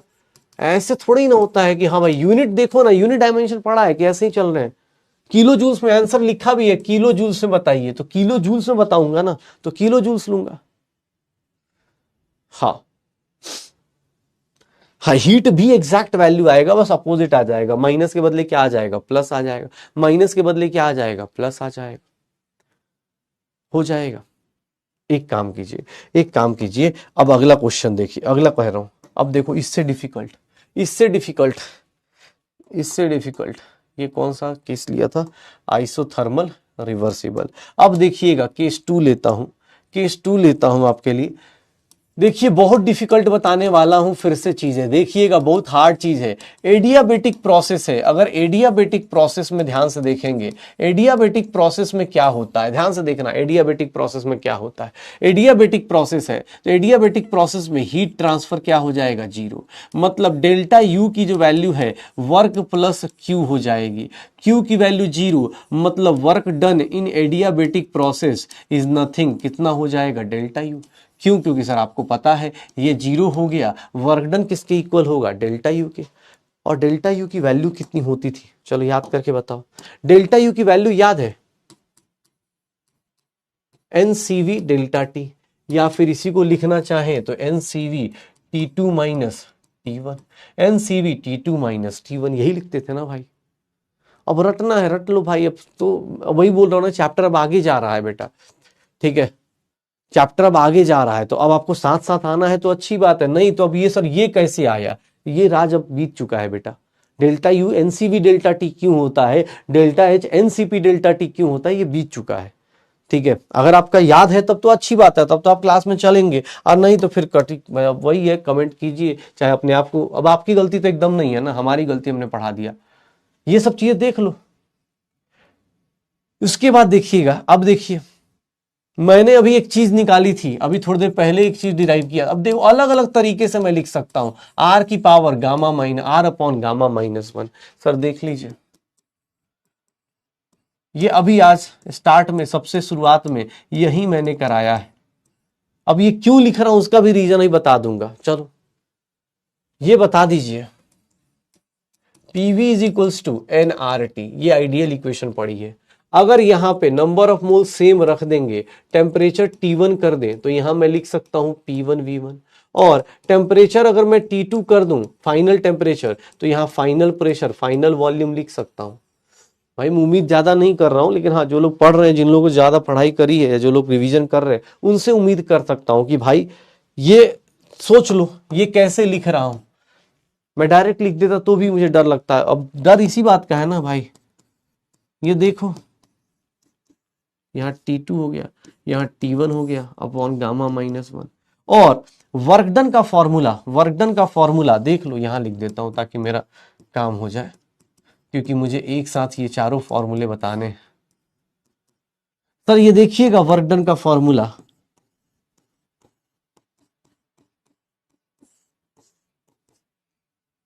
आप मुझे फिजिक्स के जब चैप्टर चलेगा ना ये वाला, तब मुझे याद करोगे और तब बताओगे कि हाँ सर आपने उसी टाइम पे ये सब चीजें फिजिक्स में जाके बोलोगे केमिस्ट्री में किया हुआ है। ये सब फिजिक्स में जब ये कराया जाएगा ना, उस टाइम हमारे स्पैमर के अलावा जो पढ़ रहे हैं उनको तो भाई पता चल जाएगा। वर्क डन एडियाबेटिक का फॉर्मूला सर आप डेल्टा यू से निकालते हो। आप चाहो तो ये फॉर्मूला यूज कर लेना, या ये यूज कर लेना, या ये यूज कर लेना, या ये यूज कर लेना। जो एग्जाम हॉल में जो वैल्यूज दी हूं उसको उठा उठा के यूज कर लेना भाई, उसको उठा उठा के यूज कर लेना। हाँ कोई बोल रहा है सर कब पता चलेगा, अरे वही बोल रहा हूं ना कि एग्जाम हॉल में अगर सीवी दिया है तो सीवी का फॉर्मूला, गामा की वैल्यू अभी बताई है भाई, गामा की वैल्यू अभी बताई है। मोनोएटॉमिक में कितना पुट करना है 5/3, डाईएटॉमिक में कितना पुट करना है 7/5, ट्राईएटॉमिक में कितना पुट करना है 7/5 अगर लीनियर है तो, नहीं है तो 4/3 हो जाएगा। श्योर हो तो बस भैया इतना ही है। एडियाबेटिक प्रोसेस में वर्क डन कितना होता है ये फॉर्मूला आपके पास आ गया, ठीक है। श्योर है, हाँ वही पॉलीएटॉमिक में 4/3 हो जाता है भाई। चले देख लो, दो केसेस कराने थे, दोनों केसेस के ऊपर बात कर लेते हैं।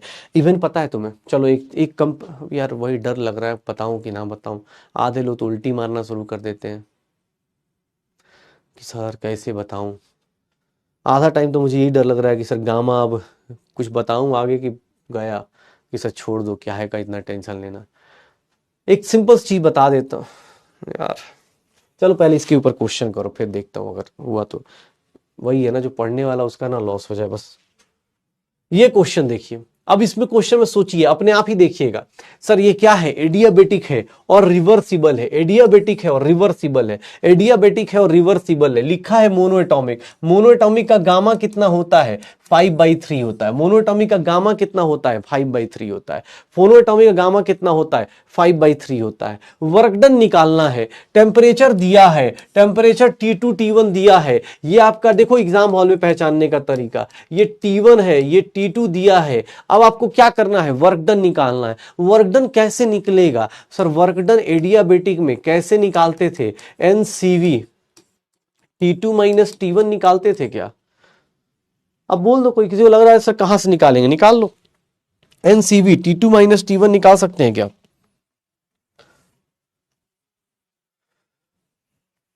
कितना हो जाएगा। NCV T2 - T1 निकाल सकते हैं, NCV T2 - T1 निकाल सकते हैं। एडियाबेटिक में कितना हो जाएगा, N की वैल्यू कितनी है, नंबर ऑफ मोल्स 2 है, CV की वैल्यू कितनी है 12.5 है, और T2 की वैल्यू कितनी है सर 200 है, इसकी वैल्यू कितनी है 300 है।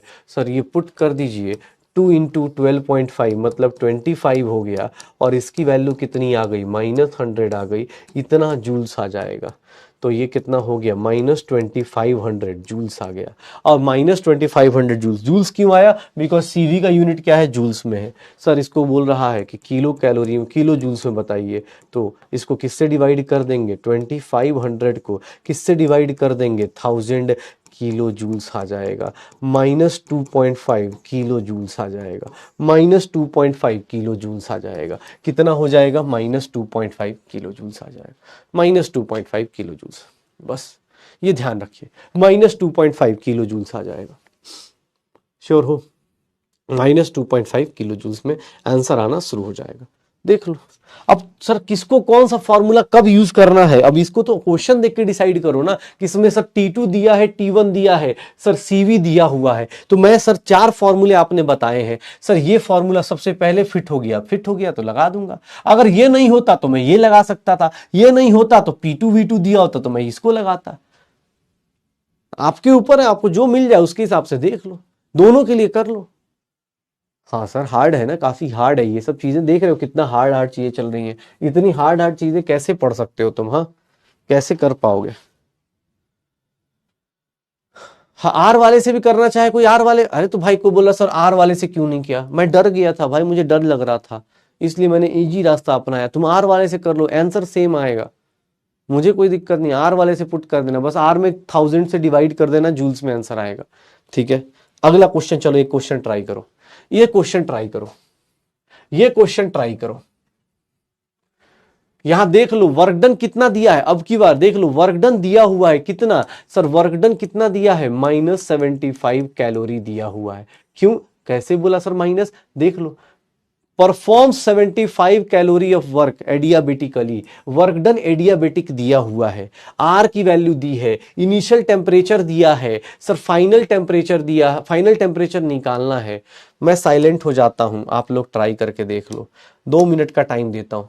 फॉर्मूला आपके सामने है, अब की बार एडियाबेटिक वर्क डन दिया हुआ है, एडियाबेटिक वर्क डन दिया हुआ है, आंसर निकाल लो भाई।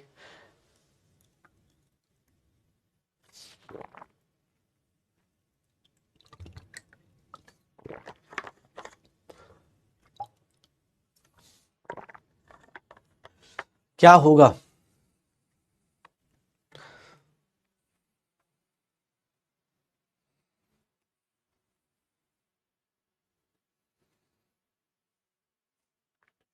वर्क डन एडियाबेटिक आपके पास फॉर्मूला ये पड़ा था, इसमें क्या यूज करूंगा, अब देख लो, एडी वर्क डन कैलोरी में -75, कौन सा फॉर्मूला यूज करूं, मोनो एटॉमिक है तो मोनो एटॉमिक के गामा की वैल्यू कितनी होती है, 5/3 होती है, मोनो एटॉमिक 5/3 हो जाएगी। तो मैं ये वाला यूज कर लेता हूं, फाइनल टेम्परेचर निकालना है, गामा -1, वर्क डन कितना है, -75, एन की वैल्यू कितनी है, कितने मोल्स हैं, 0.1, आर की वैल्यू कैलोरी में पुट करेंगे तो कितना है 2, T2 फाइनल टेम्परेचर नहीं पता, इनिशियल टेम्परेचर कितना है 500 केल्विन, डिवाइडेड बाय गामा की वैल्यू कितनी होगी 5/3 -1, इसको सॉल्व करेंगे तो ये कितना आ जाएगा 2/3, सर ये कितना आ जाएगा 2/3, 3 एलसीएम लीजिए 2/3, तो ऊपर आ गया 3, ये T2 -500 हो जाएगा, ऊपर आ गया 3 और नीचे क्या आ जाएगा 2 आ जाएगा, तो ये 2 से ऐसे ही 0.1 हो गया, 2 से ऐसे ही 0.1 हो गया, T2 -500 is nothing, T2 -500 is nothing, कितना हो जाएगा -75 अपॉन 0.3, -75 अपॉन 0.3, इसकी वैल्यू कितनी आ गई -250 आ गई, -250 आ गई। सर T2 की वैल्यू कितनी हो जाएगी, प्लस उधर जाएगा -250 प्लस 500, -250 प्लस 500 प्लस कितना आ जाएगा 250 आ जाएगा, फॉर टेम्परेचर फाइनल टेम्परेचर कितना आ जाएगा 250 केल्विन आ जाएगा, फाइनल टेम्परेचर कितना आ जाएगा 250 केल्विन आ जाएगा, निकाल लो फाइनल टेम्परेचर कितना आ जाएगा 250 केल्विन आ जाएगा। कैसे किया, तो सर आपके सामने फॉर्मूला रखा, सर आपने ये वाला क्यों नहीं यूज कर लिया, किसी के दिमाग में आया कि सर ये वाला क्यों नहीं यूज किया आपकी बार, क्योंकि बेटा इसका ना CV नहीं पता था। अगर आप ये भी यूज करना चाहते तो भी कर सकते थे भाई। वर्क डन, चलो मैं निकाल भी देता हूं। वर्क डन की वैल्यू कितनी थी? -75। एन की वैल्यू कितनी है? 0.1। सर मोनो एटॉमिक के लिए सीवी की वैल्यू कितनी होती है? 3/2r। सर आप पुट तो करते, आप आंसर निकल के आएगा, क्यों नहीं निकल के आएगा? आपकी मर्जी है, देख लो T2 माइनस ये 500, देख लो। सर आप इस तरीके से भी कर सकते हो, आप ऐसे भी कर सकते हो, आपके कोई भी क्वेश्चन गलत होने के चांसेस नहीं है। लेकिन हाँ, अब मेहनत तो करनी पड़ेगी ना भाई। -250 is equals to T2 minus 500। T2 की वैल्यू कितनी हो जाएगी? T2 की वैल्यू कितनी हो जाएगी? 250 केल्विन आ जाएगी। देख लो, ये दूसरा मेथड से भी करना चाहो, कोई बोले कि सर आप इस मेथड से नहीं कर रहे, ये ले भाई सेकंड मेथड से भी करके एग्जैक्ट ही आंसर आएगा। क्या आंसर आ जाएगा? A is the correct answer, A is the correct answer. देखो बी बहुत लोग टिक कर रहे हैं, बी तो शुरुआत में ऐसे जोश जोश में लगा रहे थे, बी शुरुआत में जोश जोश में सब लगा रहे थे। हाँ आज फर्स्ट क्लास है, हाँ बेटा बहुत बढ़िया, अभी थोड़ा दिन और वेट कर लेते हैं। एक बोल रहा डी आएगा। वर्क डन बेटा निगेटिव लिया गया है, वर्क डन परफॉर्म कर रहा है। अगर कोई वर्क डन करेगा, याद करो जब एडियाबेटिक कंडीशन होती है तो वर्क डन निगेटिव हुआ तो इंटरनल एनर्जी भी क्या होगी? निगेटिव होगी, इंटरनल एनर्जी भी निगेटिव होगी। एक बोला निगेटिव वर्क डन क्यों आया? क्वेश्चन को पढ़िए, क्वेश्चन क्या बोल रहा है कि सर एक आइडियल गैस है जो परफॉर्म कर रहा है 75 कैलोरी ऑफ वर्क, मतलब ये वर्क कर रहा है 75 कैलोरी, तो 75 कैलोरी वर्क कर रहा है, इसका मतलब work done by the system है ना, तो माइनस लेते हैं। अब ये मत पूछ दो कि सर प्लस और माइनस क्यों ले रहे हैं, क्योंकि उसके पीछे का रीजन बताया जा चुका है बेटा। हाँ सर, माइनस क्यों हुआ? देखो सिंबल भी भेज रहा, माइनस क्यों हुआ? 500 कैसे हो गया? हे भाई 227 डिग्री सेल्सियस है। दो कहाँ यार, तुम लोग बताओ, बोल रहे हो कि सर हाई 227 डिग्री सेल्सियस है। 227 डिग्री सेल्सियस को केल्विन में कन्वर्ट करेंगे तो 500 आता है भाई साहब।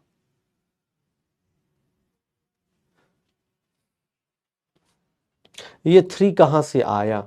ये बेटा 3 इधर का नीचे से ऊपर जंप करके गया, इसकी वैल्यू 2/3 है तो ये 3 ऊपर जाएगा बेटा। मैथ, चलो भैया देख लो, अब कोई दिक्कत नहीं। मैं अभी जो, अब देखो भाई अपनी क्लास में दोनों टाइप के लोग हैं, यहाँ तक जो अभी पढ़ रहे हैं ये सब कुछ मुझे ही पता है बेटा, बहुत दर्दनाक चीज़ें चल रही हैं।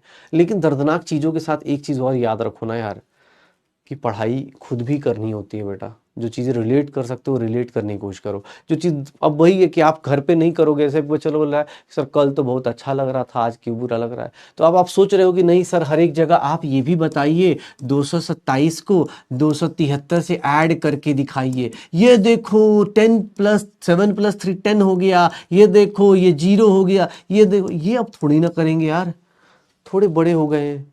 इसका अब ये थोड़ी ना कि इसके ऊपर बेटा आप टाइम वेस्ट कर रहे हो, वो फिर अपने लिए कोई दिक्कत नहीं। ठीक है कि हाँ भाई ये चीज़ें कर, थोड़ा सा कैलकुलेशंस कीजिए, थोड़ा घर पे आज टाइम दीजिए। मैं इसीलिए डीपीपी आज नहीं दिया है, आज मैंने डीपीपी नहीं दिया इस क्लास के बाद। क्यों? क्योंकि मुझे पता है जब तक शॉर्ट नोट्स नहीं लिखोगे, कल मैंने 4-5 लोगों को कॉल किया था, सबने शॉर्ट नोट्स बना रखे हैं। जो भी मतलब जो एवरेज बच्चा है, देखो इस क्लास का एक परसेंटेज कुछ कुछ परसेंटेज फिक्स हो रहा है बच्चे पढ़ने वाले, बहुत सारे बच्चे पढ़ाई कर रहे हैं, लेकिन कुछ परसेंटेज के लोग ऐसे हैं जो बीच की काम चोरी कर रहे हैं। अगर आप लिखोगे नहीं ना तो भैया इतने फॉर्मूले आ जाएंगे इस चैप्टर में कि आप ऐसे ही बर्बाद हो जाओगे, ऐसे ही बर्बाद हो जाओगे। ठीक है, थोड़ा सा देख लीजिएगा। चलो अब थोड़ी हिम्मत करता हूं, मैं एक चीज बताना चाहता हूं मैं,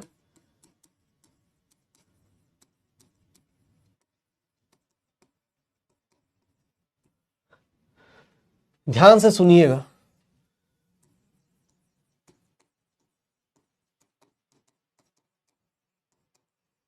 आइसोथर्मल और एडियाबेटिक प्रोसेस में सर यहां पे हम लोगों ने पढ़ रखा है प्रेशर इनटू वॉल्यूम क्या होता है? कांस्टेंट। प्रेशर इंटू वॉल्यूम क्या होता है, कांस्टेंट। प्रेशर इंटू वॉल्यूम क्या होता है, कांस्टेंट। यहां पे हमने पढ़ रखा है P1 V1 is equals to P2 V2, P1 V1 is equals to P2 V2। Even हमने इसका डिफरेंशिएशन भी किया था वंस अपॉन ए टाइम। मैंने ऐसा कुछ डिफरेंशिएशन भी किया था कि सर इसको जीरो कर देंगे, dP अपॉन dV की जो वैल्यू होती है कांस्टेंट टेम्परेचर पे वो होती है माइनस P/V, और इसी को बोल देते हैं हम लोग, इसी को बोल देते हैं स्लोप ऑफ आइसोथर्मल ग्राफ। बेटा ये चीज ना आपको मैंने, जिसको लगता हो कि अभी बता रहे हैं, अभी तो इस चैप्टर में बताया ही है, लेकिन हाँ आपको लगता हो तो ये चीज ना हम लोग पता है कहां पढ़ चुके हैं, आपको स्टेट्स ऑफ मैटर में पढ़ चुके हैं। बॉयल्स लॉ में ये सब कुछ बताया था, डिफरेंशिएशन का रूल बताया था, सब कुछ बताया था। अब दिक्कत यही ना बेटा, अब चैप्टर्स कुछ कुछ रिलेट होंगे। अब दिक्कत यही है 11th क्लास में, इसीलिए 11th क्लास 12th क्लास 2 साल बाद एग्जाम आना है, ठीक है। तो अब चीजें लगती है अरे सर ये क्या हो गया, ये हमने डिफरेंशिएशन किया था, कांस्टेंट का डिफरेंशिएशन जीरो हो जाता है। एडियाबेटिक में याद रखिएगा, एडियाबेटिक में क्या होता है, एडियाबेटिक में भैया प्रेशर इंटू वॉल्यूम कांस्टेंट नहीं होता, ध्यान सुनना, प्रेशर इंटू वॉल्यूम कांस्टेंट नहीं होता। यहां पे पता है कांस्टेंट होता है P into V, P into V, V की पावर गामा, V की पावर गामा। मैं थोड़ा R की तरह लिख रहा हूं ताकि आपको कंफ्यूजन ना हो, देख लीजिएगा, प्रेशर इंटू वॉल्यूम की power gamma is equals to constant होता है। क्यों? क्योंकि सर इसके वर्क डन में क्या आ रहा है, सर आइसोथर्मल के केस में वर्क डन में प्रेशर इंटू वॉल्यूम डायरेक्ट आ जाता है। लेकिन यहां पे देख लो, यहां पे एडियाबेटिक प्रोसेस में सर क्या आ रहा है, प्रेशर इंटू वॉल्यूम की पावर गामा कांस्टेंट आता है। यहां पे हम लोग ये लिखेंगे P1 V1 इसकी power gamma is equals to P2 V2 इसकी पावर गामा, ये लिख रहे होंगे। जब भी एडियाबेटिक कंडीशन आएगी तो ये लिखा जाएगा, इसके केस में ये लिखा जाएगा। अब जो डिफरेंशिएट कर सकता है वो डिफरेंशिएट कर सकता है, नहीं तो मैं सीधा सीधा एक आपको बता देता हूं, स्लोप ऑफ एडियाबेटिक ग्राफ जाएंगे। अगर स्लोप ऑफ एडियाबेटिक निकालना चाहते हैं, एडियाबेटिक ग्राफ का स्लोप निकालना चाहते हैं, तो ये चीज जो होगी dP अपॉन dV। अगर dP अपॉन dV एडियाबेटिक में निकालना चाहते हैं तो सर याद रखिएगा, डायरेक्ट फॉर्मूला बता रहा हूं, माइनस गामा P/V होती है, माइनस गामा P/V। एडियाबेटिक और आइसोथर्मल का स्लोप याद रखिएगा, एडियाबेटिक और आइसोथर्मल का स्लोप याद रखिएगा। यहां पे आइसोथर्मल का स्लोप ये है, एडियाबेटिक का स्लोप ये होता है। कैसे आया? डिफरेंशिएशन करके, डिफरेंशिएशन करके कैसे आया? डिफरेंशिएशन करके। पीवी की पावर गामा कांस्टेंट होता है। अब वही है, हिम्मत करो। कितने लोग हैं जिनको लगता है कि डिफरेंशिएशन कर लूंगा, या सर डिफरेंशिएशन समझ में आता है? कितने लोगों को डिफरेंशिएशन आता है? गामा, अरे बोला गामा क्या है, गामा क्या है? गामा बेटा गामा गामा है यार। कितने लोगों को डिफरेंशिएशन आता है? मैं तभी करूं भाई, मुझे वो समझा नहीं सकता फिर उसको। अगर डिफरेंशिएशन नहीं आता फिर दिक्कत हो जाएगी भाई। आता है भाई, देख लो, किसी को बुरा, मैं पहले बता रहा हूं, डिस्क्लेमर दे दे रहा हूं, यहां के बाद आपको कमजोर मैथ्स वाले या कमजोर डिफरेंशिएशन वाले इसके बाद की चीज ना देखें। आपके लिए रिजल्ट मैं पहले लिख चुका हूं। ये कुछ लोग हैं जो उंगली करते रहते हैं, इनके चक्कर में ये सब करवाना पड़ता है। मैं आपके एकदम साथ हूं जो लोग नहीं करना चाहते। आपको ये वैल्यू बता चुका हूं, ये वैल्यू आप याद रखिएगा, ठीक है। आप इवन गामा की वैल्यू आपको ही पता है, तो स्लोप देखेंगे तो स्लोप ऑफ हमेशा एडियाबेटिक जो होगा, स्लोप ऑफ एडियाबेटिक हमेशा ग्रेटर होगा किससे? आइसोथर्मल से। क्यों? क्योंकि गामा की वैल्यू क्या हो जाती है? निगेटिव। दोनों निगेटिव स्लोप है, गामा की वैल्यू 1 से बड़ी होती है, वो निगेटिव हो जाएगी। ये आप इतना ही याद रखिएगा। कमजोर दिल वाले ना देखें, कमजोर वाले ना देखें। अब देखो यहां पे क्या करना, जिन लोगों को समझना है मैं डिफरेंशिएट कर देता हूं, डिफरेंशिएट कर देता हूं। कैसे? P इंटू वी की पावर कांस्टेंट है। मैं अगले पेज पे करता हूँ, मैं इधर नहीं करूंगा भाई, अपना नोट्स क्यों खराब करना। ये सब पढ़ने वाले आ जाते हैं, बताइए। हमारा स्पैमर कितना खुश रहता है ना, वो हमेशा यही लिखता है कि सर आज जो है थोड़ा इजी पढ़ाइएगा। देखिए एक बार मैंने क्या किया, प्रेशर को कांस्टेंट कर दिया, वॉल्यूम को डिफरेंशिएट कर रहे हैं। भैया मुझे बताओगे x की पावर n का डिफरेंशिएशन क्या होता है? n, x की पावर n-1 लिखते हैं। अगर मैं इसका डिफरेंशिएशन करता हूं तो यही होता है शायद, x की पावर n का डिफरेंशिएशन n इंटू x की पावर n-1। भाई मैं पहले ही बता रहा हूं, ये वाला स्लाइड बेटा एकदम इंपॉर्टेंट नहीं है। जो काम की स्लाइड है मैं लिख चुका हूं तेरे लिए, एकदम लोड मत लेना, वही होता है, ये याद रख लेना। बाकी ये कुछ लोग हैं इनके चक्कर में कर देता हूं। सर ये देखिएगा, गामा v की पावर गामा -1, v की पावर गामा -1, ये लिख सकता हूं dv। सर ये किसका डिफरेंशिएशन है? v की पावर गामा का डिफरेंशिएशन है। एक बार प्रेशर को कांस्टेंट किया है, v की पावर गामा को डिफरेंशिएट किया, एक बार v की पावर गामा को डिफरेंस कांस्टेंट कर दो और प्रेशर को डिफरेंशिएट करो, देखो 0 आ जाएगा। अब v की power gamma dp is equals to minus gamma p v की पावर गामा -1 dv लिख सकता हूं। इसको उठा के इधर लेके आ जाओ और यहां पे dp अपॉन dv लिखने जाओगे माइनस गामा p v की पावर गामा -1 v की पावर गामा dv दिया हुआ है। सॉरी dv तो इधर आ गया, देख लो इसको क्या लिख सकते हैं, इसको क्या लिख सकते हैं, dp upon dv minus gamma p v की पावर ऊपर गया गामा -1 अपॉन v की power gamma -1 upon minus gamma cancel out, v की power -1 dp upon dv। Isothermal adiabatic condition में देख लो क्या आ गया, minus gamma p upon v आ गया। बेटा मैं तुझे एकदम शुरुआत में ही बोला था डिफरेंशिएशन बहुत डिफिकल्ट है, मैं पहले ही बोला था, सीधा सीधा याद रखना कि सर आपको क्या करना है, ये डिफरेंशिएशन एकदम काम का नहीं है भाई। किसी को लगता हो तुझे जरूरत नहीं, एकदम नहीं। अगर तुझे ज्यादा दिमाग लग रहा है कि सर बहुत दिमाग लगाया जा रहा है इसमें, तो इतना दिमाग मैं नहीं लगा सकता, बेटा आपके लिए मैंने पहले ही ट्रिक बता दी है, ये याद रखिएगा। ये उन्हीं लोगों के लिए जिनको लगता है कि मैं घर पे जाकर करना चाहता हूं, कि हाँ भाई एक बार ट्राई करना चाहता हूं, इवन फिजिक्स का डिफरेंशिएशन आपका ऐड हो जाएगा और कुछ नहीं। अरे कितने बच्चे, ये देखो, अब देखो मैं तुम्हें कुछ कुछ गेम सिखाता हूं जो इस वाली स्लाइड पे बेटा जिनको ये लगता है कि हाँ सर मैं कर लूंगा, मैं आपको डिफरेंशिएट करने के लिए नहीं बोल रहा हूं, आपको दिख रहा है कि हाँ सर ये हो सकता है, दिमाग मेरा कैपेबल है, मैं सोच सकता हूं, बेटा उन्हीं के लिए है, बाकी और कोई दिक्कत नहीं, आप एकदम याद रखिएगा। अब जैसे ये है, किसने बोल दिया कि सर प्रेशर के बदले क्या रख दूं, अब देख लो, अब ये सब गेम तभी खेल पाओगे ना जब तुम्हें पता होगा कि हाँ यार मैं कर सकता हूं। अब पता चला सर ये कहां से आ गया, अरे प्रेशर के बदले NRT/V रख सकते हैं भाई, मेरी मर्जी है ना, मेरी मर्जी है, NRT/V रख सकता हूं। ये देखना, ये 1 ऊपर गया गामा -1 हो जाएगा, गामा -1 हो जाएगा और कांस्टेंट की वैल्यू डिवाइडेड बाय NR, ये भी क्या हो जाएगा, न्यू कांस्टेंट हो जाएगा। मतलब सर मैं चाहूं तो PV की पावर गामा को ये भी लिख सकता हूं कि T इंटू V की power gamma -1 is equals to constant. अब जो गेम खेलने वाला है वो ऐसे गेम खेलता रहेगा, अलग अलग लेवल पे जाके अलग अलग सोचता रहेगा, और नहीं तो भाई रट लो, कोई दिक्कत नहीं। क्या ही जा रहा है अपना, क्या जा रहा है, हाँ क्या ही जा रहा है।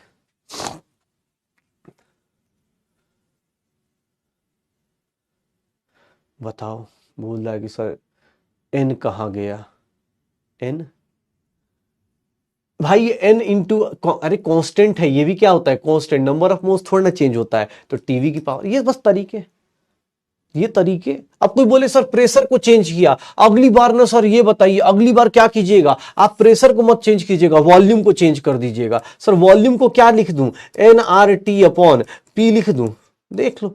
अब सर ये उन लोगों के लिए ज्यादा अच्छा है, मैं पहले बता रहा हूं बेटा इस स्लाइड का कोई लेना देना नहीं, आपको एग्जाम हॉल में इतने से ही काम चल जाएगा। ये उन लोगों के लिए थोड़ा पढ़ा रहा हूं जो थोड़ा ज्यादा, जो होता है ज्यादा चुल मची होती है पढ़ने की, उन लोगों के लिए कोई दिक्कत नहीं। ये देख लो, प्रेशर की पावर 1 है, 1 माइनस गामा, सर T की पावर गामा, NR इसकी पावर क्या हो गया gamma is equals to constant, और यहां पे देखोगे pressure 1 minus gamma into T की power gamma is equals to constant upon NR की पावर गामा, एक न्यू कांस्टेंट आ गया।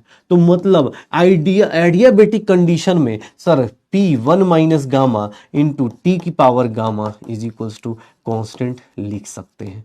बाकी भाई मुझे कोई शौक नहीं है, मैं पहले बता रहा हूं सब कुछ नहीं, जिसको समझ में आया बहुत बढ़िया यार, जो बोल रहा है कि सर सब समझ में आ रहा है हमें, तो भाई बहुत अच्छा दिमाग है, बहुत अच्छी बात है बेटा। अगर आप सोच पा रहे हो ठीक है ना, मैं आपको नहीं बोल रहा हूं कि आज के आज सब चीज याद हो जाएगी, नहीं, लेकिन आप सोचो ना, ये सब कुछ किया थोड़ी नहीं, बस आपके साथ मैथ्स खेला जा रहा है, ये मैथ्स है बस। अब V की पावर 1 ऊपर गया तो गामा -1, T की पावर 1 है तो TV की पावर गामा -1, अब ये सब तो मैथ्स है ना, बस साइंस में मैथ्स जोड़ रहे हो और कुछ भी नहीं कर रहे। अदरवाइज आपको याद रखना है तो ये याद रखिएगा, एडियाबेटिक का स्लोप हमेशा आइसोथर्मल से ज्यादा होगा। मतलब अगर ग्राफ बनेगा, ध्यान से देखना, अगर ग्राफ बनेगा, कभी भी ग्राफ बन रहा है तो सर ये याद रखिएगा, सबसे ज्यादा जो स्लोप होगा हमेशा ऊपर कौन होगा, आइसोथर्मल, नीचे क्या होगा, एडियाबेटिक। अगर प्रेशर वर्सेस वॉल्यूम का ग्राफ बनेगा तो हमेशा याद रखना, शॉर्टकट याद रखना, कोई भी ग्राफ हो हमेशा आइसोथर्मल कहां रहेगा, ऊपर, एडियाबेटिक नीचे। एडियाबेटिक और ज्यादा निगेटिव होता है, एडियाबेटिक और ज्यादा निगेटिव हो जाता है। तो निगेटिव में देखोगे तो ज्यादा स्लोप किसका ज्यादा निगेटिव है, एडियाबेटिक का निगेटिव है। डिफरेंशिएशन को गोली मारो, कोई दिक्कत नहीं, डिफरेंशिएशन चाहिए ही नहीं। डिफरेंशिएशन काहे का चाहिए भाई, डिफरेंशिएशन नहीं चाहिए होता है। अरे मैं एकदम नहीं भाई, मैं एकदम सपोर्ट नहीं करता हूं, ऐसे काम चल रहा है इसी से काम चलाओ भाई।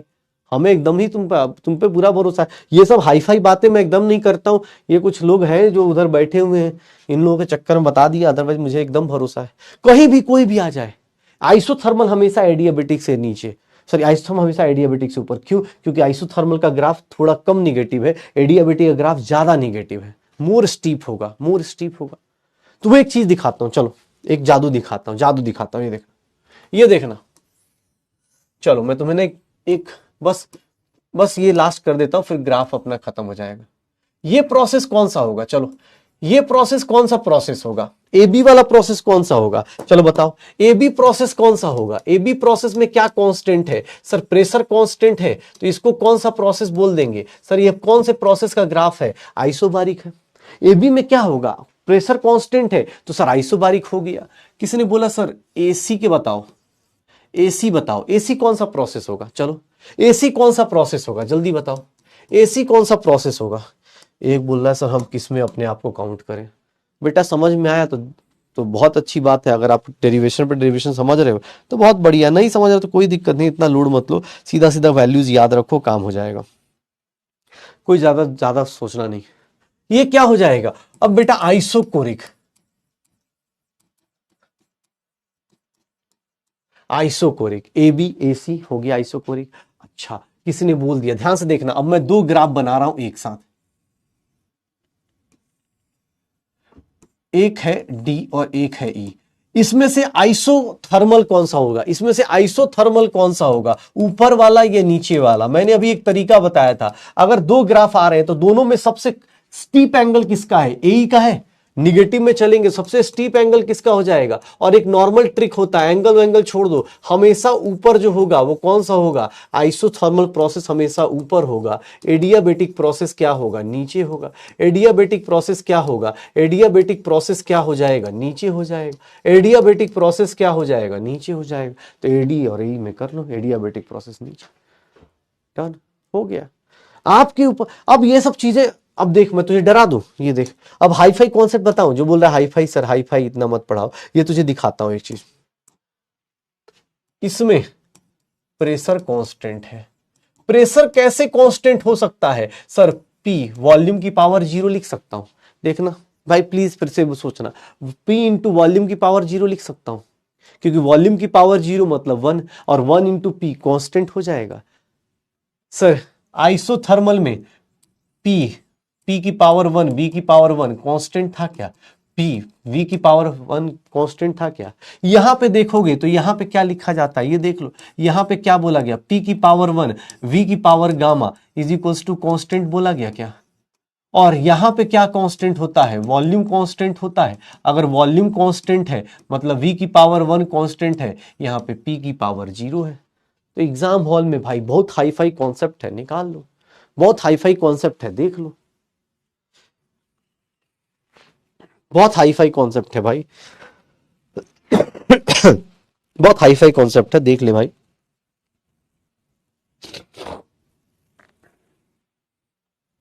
हाँ ये जो ग्राफ बनाया ना बेटा, ये जो ग्राफ बनाया, यही ग्राफ एग्जैक्टली एग्जाम हॉल में आया हुआ है।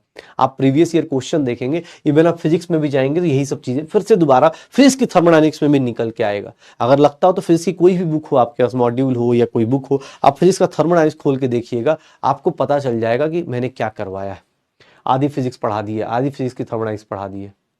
वॉल्यूम, अरे भाई 0 पावर किसी की 0 मतलब क्या हो गया 1, किसी की पावर 0 मतलब 1 हो गया, मल्टीप्लाई करके देख लो भाई, मल्टीप्लाई करके देख लेना, हो गया सर, आइसोथर्मल, आइसोकोरिक, आइसोबारिक सब कुछ करा दिया, चारों टाइप के प्रोसेस हो गए, रिवर्सिबल हो गया, एडियाबेटिक, सब कुछ ही टाइप के हमने प्रोसेस कर लिए। अब बताऊं, अब हमने फर्स्ट लॉ पढ़ा था, पता है फर्स्ट लॉ में क्या डिमेरिट आ गया, फर्स्ट लॉ में क्या डिमेरिट आ गया, उसकी भी ड्रॉबैक आ गए। तुम्हें ही पता है, हम साइंस वाले हैं, हम इतनी पढ़ाई कर रहे हैं और बोल रहे हैं कि इसकी गलत बात हो गई। अब थोड़ा सा थ्योरी देख लो, फर्स्ट लॉ में डिमेरिट क्या आ गया। ये भाई साहब बोल रहे हैं कि नहीं ऐसे नहीं चलता जिंदगी, जिंदगी ऐसे नहीं चलेगी, फर्स्ट लॉ का क्या बात आ रही है। हाँ भाई, फिजिक्स पढ़ा दी मैंने, मुझे भी बहुत ज्यादा अफसोस है इस बात का कि आधी फिजिक्स मैंने पढ़ा दी। ठीक है, जाके तुम्हें लगता हो जाके देख लेना, फिजिक्स की थर्मोडाइनमिक्स खोल के देखना, तुम्हें पता चल जाएगा। थर्मोडायनेमिक्स, फिजिक्स की थर्मोडायनेमिक्स, हीट है, हीट मत देख लेना ना। ठीक है, हाँ अगली सैटरडे की क्लास है भैया, पढ़ के आना, नहीं तो जा सकते हो, उड़ सकते हो कभी भी, मैं पहले बता रहा हूँ। ठीक है, अब देखना limitation of first law of thermodynamics. First law में क्या था, फर्स्ट लॉ क्या बोलता है सर, फर्स्ट लॉ के हिसाब से टोटल एनर्जी जो है, टोटल एनर्जी जो यूनिवर्स की है, टोटल एनर्जी जो होगी ऑफ यूनिवर्स, ये हमेशा क्या रहेगी, कांस्टेंट रहेगी। यूनिवर्स की एनर्जी क्या रहेगी, कांस्टेंट रहेगी। मतलब इसके हिसाब से एनर्जी कभी कंजर्व रहती है, कभी भी डिस्ट्रॉय या क्रिएट नहीं की जाती, एनर्जी कंजर्व रहती है। तो फर्स्ट लॉ के हिसाब से क्या करते हैं आप, फर्स्ट लॉ के हिसाब से एनर्जी कंजर्व है। अब कोई बंदा आता, हमारा स्पैमर आता, बोलता सर आपने बोला था एनर्जी कंजर्व रहेगी, वो पहाड़ पे चढ़ गया, मान लो गाड़ी लेके पहाड़ पे चढ़ा, ठीक है, गाड़ी लेके पहाड़ पर चढ़ा, ऐसी गाड़ी ले ली उसने, ठीक है, गाड़ी लेके पहाड़ पे चढ़ा, तो क्या दिमाग लगाएगा कि सर गाड़ी लेके चढ़ रहा हूं तो जाऊंगा तो पेट्रोल खर्चा हो रहा है, पेट्रोल का केमिकल एनर्जी जा रही है, ऊपर जाऊंगा तो कौन सी एनर्जी गेन कर लूंगा, मान लो यहां पहुंचा तो कौन सी एनर्जी गेन कर लूंगा सर, यहां पे जाऊंगा तो कौन सी एनर्जी गेन कर लूंगा सर, पोटेंशियल एनर्जी गेन कर लूंगा। तो सर यहां केमिकल एनर्जी किस में कन्वर्ट हो गई, पोटेंशियल एनर्जी में। तो इधर से जाते टाइम पेट्रोल, इधर से जाते टाइम पेट्रोल खर्च होगा और उधर से आते टाइम पेट्रोल क्या हो जाएगा, आ जाएगा। मतलब कितना अच्छा सीन होगा ना, सोचो। क्यों, क्योंकि सर आपने बोला एनर्जी कांस्टेंट होती है, एनर्जी चेंज नहीं होती, एनर्जी का फॉर्म चेंज नहीं हो, तो एनर्जी क्या रहेगी, कांस्टेंट। तो जाते टाइम अगर 10 रुपए खर्च हो रहे तो आते टाइम 10 रुपए मिल जाएंगे। सोचो कितना सही होता ना अगर ऐसा होता तो।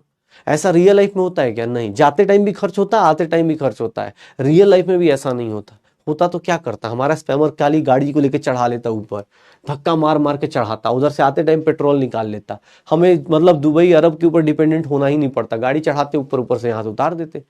अरे यही सोचते ना, क्योंकि एनर्जी कंजर्व है। लेकिन वही बात है ना, स्पैमर है भाई, आधी नॉलेज लेके बैठ गया, उसने बोला अरे भाई साहब सर ने बोला एनर्जी कांस्टेंट रहती है, एक काम करो, एक काम करो। हाँ मतलब अरे एनर्जी कंजर्व रहेगी, हाँ क्या करेंगे सर, पेट्रोल। अरे सर एक बात बताओ, वो पता क्या सोचता कि सुबह मैं खाना खाता हूं, ठीक है, या रात में का वो करता हूं, ऐसे कर लेता हूं, एनर्जी हमेशा ही कंजर्व कर देगा। भाई ऐसा नहीं करना है, ठीक है, रियल लाइफ में ऐसा नहीं होता है, रियल लाइफ में ऐसा नहीं होता है। एनर्जी कंजर्व होती है बट किसी और फॉर्म में होती है। ऐसा नहीं हमारी एनर्जी ऐसे जैसे बोल रहे हैं कि हाँ भाई कोई भी चीज हो रही है तो उसकी एनर्जी कंजर्व रहती है, लेकिन हाँ उसके रीजंस क्या होते हैं। जैसे फर्स्ट लॉ के साथ लिमिटेशन क्या आया, लिमिटेशन में आया कि भाई साहब मैं ये नहीं बता सकता, it can not predict the कौन सा reaction, predict the feasibility of, feasibility या फिर फिजिबिलिटी या फिर इसी को बोल देते हैं स्पॉन्टेनिटी ऑफ प्रोसेस। कौन सा reaction, spontaneity of a process और रिएक्शन, कौन सा प्रोसेस या कौन सा रिएक्शन अपने आप होगा, किस डायरेक्शन में, कौन सा प्रोसेस अपने आप होगा, कौन सा नहीं होगा, ये नहीं बता पाया। ये सिर्फ और सिर्फ एनर्जी की बात कर रहा था। जैसे तुम खुद जानते हो, पानी को ध्यान से देखना, अब यहां से दो प्रोसेस और आने वाले हैं आज की लाइफ में। पानी के पास, पानी को देखोगे, पानी ऊपर से नीचे अपने आप आ जाता है। घर में पानी का टंकी है ना, आप नीचे टैप खोलते हो, नीचे ऐसे पानी खोलते हो, जैसे टैप खोलोगे, जैसे नल का खोलोगे, पानी अपने आप आ जाएगा, कोई मशीन वशीन चलाने की जरूरत नहीं। पानी ऊपर से नीचे अपने आप आ जाता है, स्पॉन्टेनियस, बिना किसी फोर्स के, बिना किसी कुछ के।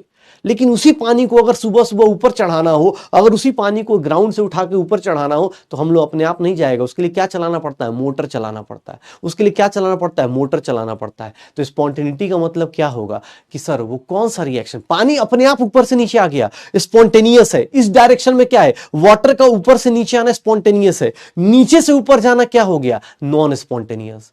ये सब बातें फर्स्ट लॉ नहीं कर पाया, ये सब बातें फर्स्ट लॉ नहीं कर पाया, ये सब बातें फर्स्ट लॉ नहीं कर पाया कि भैया किस डायरेक्शन में, किस डायरेक्शन में, मतलब इस ये होता ना कि it can not explain the direction of process. मतलब इसको समझ में नहीं आया कि भाई कौन सा रास्ता अपने आप होगा, डायरेक्शन ऑफ द प्रोसेस, किस डायरेक्शन में कौन सा रिएक्शन कैसा होगा या रिएक्शन कैसा होगा, कौन सा प्रोसेस कैसा होगा, स्पॉन्टेनियस होगा नहीं होगा, ये नहीं बता पाया। तीसरी चीज कि सर ये और क्या नहीं बता पाया कि आप क्या नहीं बता पाओगे कि सर इट कैन नॉट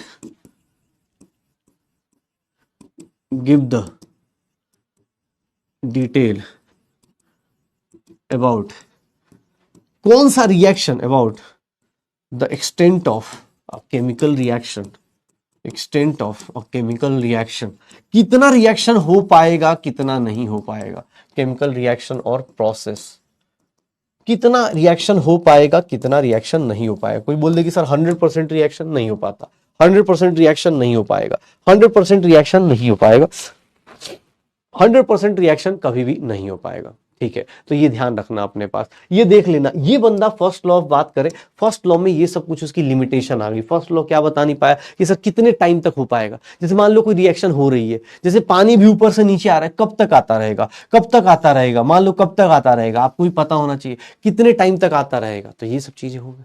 ठीक है, तो भाई अब फर्स्ट लॉ में देख लो, हाँ फर्स्ट लॉ में ही सब कुछ था भाई। अब इसके बाद ये चैप्टर ऐसा होता है ना कि क्लाइमेक्स पे आ गया था, अब धीरे धीरे ढलान पे आ जाएगा। पता है यहां से 2 प्रोसेस और आ जाएंगे।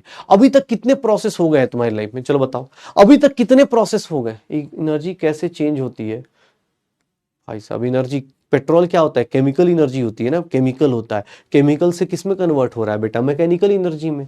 पेट्रोल एनर्जी कैसे कन्वर्ट करती है, केमिकल एनर्जी है, पेट्रोल केमिकल है उसके अंदर, उससे उसका कंबशन करते हो तो क्या मिलता है, मैकेनिकल एनर्जी, मोटर रोटेट करता है ना, तो उससे क्या हो गया, मैकेनिकल एनर्जी। एनर्जी ऐसे चेंज करती है, कंफर्म करती है। अभी तक कितने प्रोसेस हो गए थे, 8 प्रोसेस हो गए थे।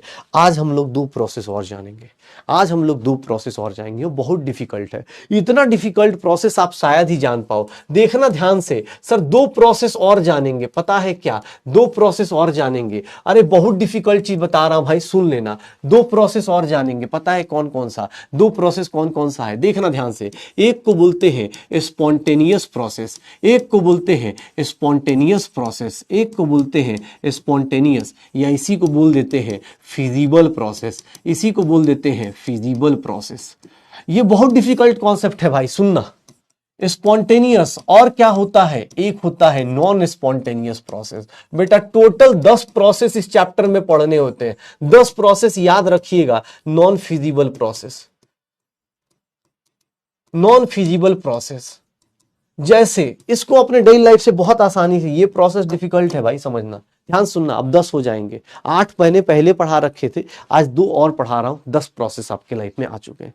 कौन सा प्रोसेस कैसा होता है ये देख लीजिएगा। स्पॉन्टेनियस प्रोसेस पता है किसको बोलते हैं, कि सर जो process which occurs without any external force, which occurs itself, अपने आप हो जाए, और without any external force, without any external force, जिसमें किसी एक्सटर्नल फोर्स की जरूरत नहीं, एक्सटर्नल फोर्स की जरूरत नहीं। जैसे तुम्हारा गेम खेलना, तुम्हारा इंस्टाग्राम चलाना, तुम्हारा फेसबुक चलाना, तुम्हारा गेम्स, तुमने कभी सुना है कि सर गेम्स टीचर नहीं आए तो आज गेम नहीं होगा, ऐसा नहीं होता ना। हमें गेम खेलने के लिए टीचर की जरूरत नहीं पड़ती, हमें फेसबुक चलाने के लिए, इंस्टाग्राम चलाने के लिए जरूरत नहीं है किसी टीचर की ना। कहीं ऐसा ऐड तो नहीं देखा फेसबुक चलाना सीखें, आपके बच्चे को 3 दिन में फेसबुक में एक्सपर्ट बनाएंगे, ऐसा कहीं ऐड नहीं देखा ना। इंस्टाग्राम चलाने के लिए कोई ऐड नहीं आता है कि भाई इस चलाना सीखा, बदमाशी सिखाने के लिए सर ट्यूशन लगाई, नहीं ना होता, क्योंकि वो अपने आप हो जाता है। स्पॉन्टेनियस मतलब इसके लिए कोई फोर्स की जरूरत नहीं।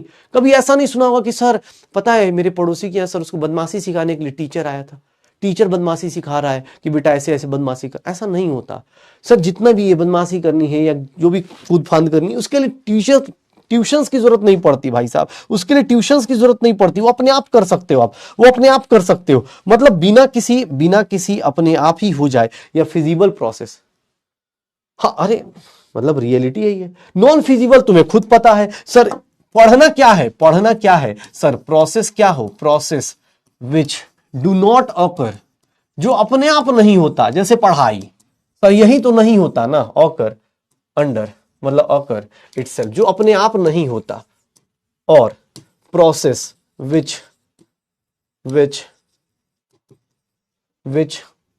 occurs with the help of, जो किसी with the help of external force, जो किसी एक्सटर्नल फोर्स के हेल्प से होता है, जो किसी एक्सटर्नल फोर्स के हेल्प से होता है, with the help of external force, किसी एक्सटर्नल फोर्स के हेल्प से होता है। मतलब जो पढ़ाई है वो देखोगे उसके लिए एक्सटर्नल फोर्स लगता है, यहां से भी कुछ सुनाई देता है, घर वाले कुछ ताने मारते हैं, यहां से कुछ जाता है, तो हमारा भाई कभी आता है डीमोटिवेशन, चल कर ही लेते हैं। स्पॉन्टेनियस, नॉन स्पॉन्टेनियस, दोनों का मीनिंग आज से अब ज्यादा याद रहेगा ना। स्पॉन्टेनियस क्या है कि सर खेलना, जैसे पानी का ऊपर से नीचे आना, पानी का ऊपर से नीचे आना अपने आप क्या हो जाएगा, पानी का ऊपर से नीचे आना स्पॉन्टेनियस है, लेकिन उसी पानी का नीचे से ऊपर जाना नॉन स्पॉन्टेनियस हो जाता है। नॉन स्पॉन्ट, जैसे तुम्हें कोई बोल दे कि बेटा, जैसे मान लो तुम स्कूल में बैठे हो, तुमसे कोई बोल दे कि बेटा गेम्स वाले सर नहीं आए हैं, तुम एक काम करो मैथ्स पढ़ लो, मजा आ जाएगा ना। वो प्रोसेस क्या है, अब तुमसे मैं सिर्फ सच्चाई बता देता हूँ। कोई बोलता है ना कि सर फेसबुक इंस्टाग्राम पे टाइम बहुत पता नहीं चलता, लेकिन पढ़ाई करते 15 मिनट में पता चल जाता है। क्यों, उसका रीजन बता देता हूँ। सर पढ़ाई जब करते हो ना, दिमाग को शांत करना पड़ता है, आपको अपनी स्पॉन्टेनिटी खत्म कर। दिमाग क्या है, सब लोग जानते हैं ना, मन चंचल है, तो भैया मन चंचल है, वो उसका काम है स्पॉन्टेनियसली क्या करना चाहता है, घूमना चाहता है। इंस्टाग्राम पे क्यों या फेसबुक पे क्यों टाइम पास हो जाता है, यूट्यूब पे क्यों टाइम पास हो जाता है, क्योंकि आप जहां बैठे हैं ना वहीं से कभी देख रहे हो, एक पेज पे लंदन पहुंच गए, एक पेज पे कहां पहुंच गए, न्यूयॉर्क पहुंच गए, एक पेज पे पटना पहुंच गए, एक पेज में दिल्ली, एक पेज पे कोटा, कहीं भी जा सकते हो। इसीलिए वो क्या होता है, वो प्रोसेस में पता नहीं चलता टाइम का। यहां पे क्या होता है, अच्छा दिमाग रोकना है, अच्छा एक बंदा बताएगा कि ये प्रोसेस है, अच्छा ये बताएगा। जैसे पढ़ाई करना, पढ़ाई क्या है सर, पढ़ाई क्या है, नॉन स्पॉन्टेनियस हो जाता है। जिन लोगों का पढ़ना स्पॉन्टेनियस हो गया, जिस बच्चे को अपने आप बिना किसी फोर्स के अगर वो पढ़ाई शुरू कर देता है, समझ जाना भाई उसका सिलेक्शन सिक्योर हो रहा है। अपनी पढ़ाई को स्पॉन्टेनियस प्रोसेस में कन्वर्ट कर लो। याद रखना, जैसे जैसे आप पढ़ रहे हो ना, इसको चीजों को रिलेट करो भाई, कि हाँ भाई। अदरवाइज तुम सोचो ना कोई, अच्छा चलो ड्राइविंग फोर्स, इसी को हम लोग क्या बोल देते हैं, फिजिबल प्रोसेस बोल देते हैं। फिजिबल प्रोसेस बोल देते हैं कि भैया फिजिबल प्रोसेस क्या होगा, फिजिबल प्रोसेस।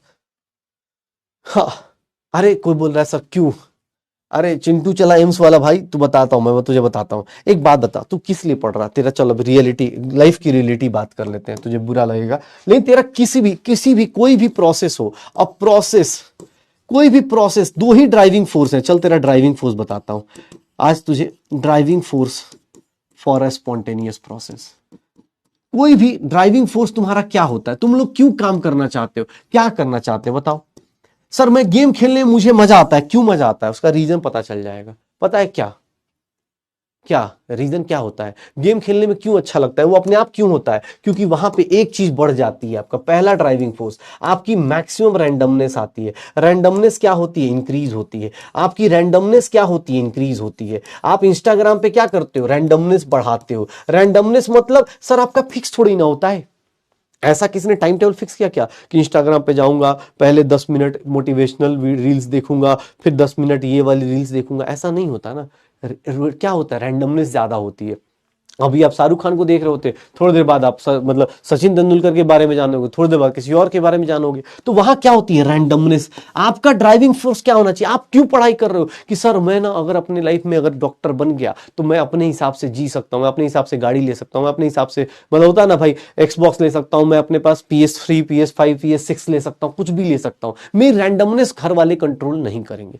पहला ड्राइविंग फोर्स तो यही है, पढ़ने का सबसे बड़ा ड्राइविंग फोर्स यही है कि रैंडमनेस क्या कर दूं, इंक्रीज करूं। मैं अपनी रैंडमनेस बढ़ाऊं भाई, मुझे नहीं फर्क पड़ता, मैं अपने हिसाब से घूमूं फिरूं, मैं अपने हिसाब से करूं। अभी क्या हो रहा है, बेचारा मजबूरी में बैठा है, 8 बज गए फिर भी बैठा है कि यार पढ़ना तो पड़ेगा।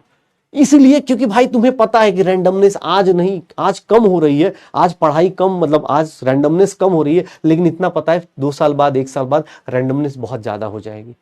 2 साल बाद जब सिलेक्शन हो जाएगा ना, तुम खुद यूट्यूब पे बैठे रहो तो घर वाले ही बोलेंगे हाँ बेटा अच्छा यूट्यूब चैनल बनाओ, ये करो वो करो, क्योंकि तुम्हें ही पता है रैंडमनेस बढ़नी है। दूसरा, सर दूसरा क्या चाहिए, एक बात बताऊं, दूसरा जो आपका ड्राइविंग फोर्स होता है या किसी पेरेंट्स का जो ड्राइविंग फोर्स होता है, वो क्या चाहते हैं, आपकी स्टेबिलिटी क्या हो जाए, मैक्सिमम हो जाए। आपकी स्टेबिलिटी क्या हो जाए, मैक्सिमम हो जाए। आपकी स्टेबिलिटी मैक्सिमम हो जाए। और जब केमिस्ट्री में स्टेबिलिटी बढ़ती है तो आप सब लोग केमिकल बॉन्डिंग में जानते होंगे, आपकी एनर्जी क्या हो जाएगी, कम हो जाएगी। आपकी एनर्जी क्या हो जाएगी, कम हो जाएगी। तो यहां पे ध्यान रखिएगा, आपकी स्टेबिलिटी क्या हो जाए, ज्यादा। और आपकी स्टेबिलिटी कब ज्यादा होगी, जब आपकी एनर्जी क्या हो जाएगी, कम। आपका ड्राइविंग फोर्स यही तो है, यही दो टेंडेंसी तो है जो आपको खींच के पढ़ा रही है। आप किस लिए पढ़ रहे हो भाई, रीजन तो यही है ना।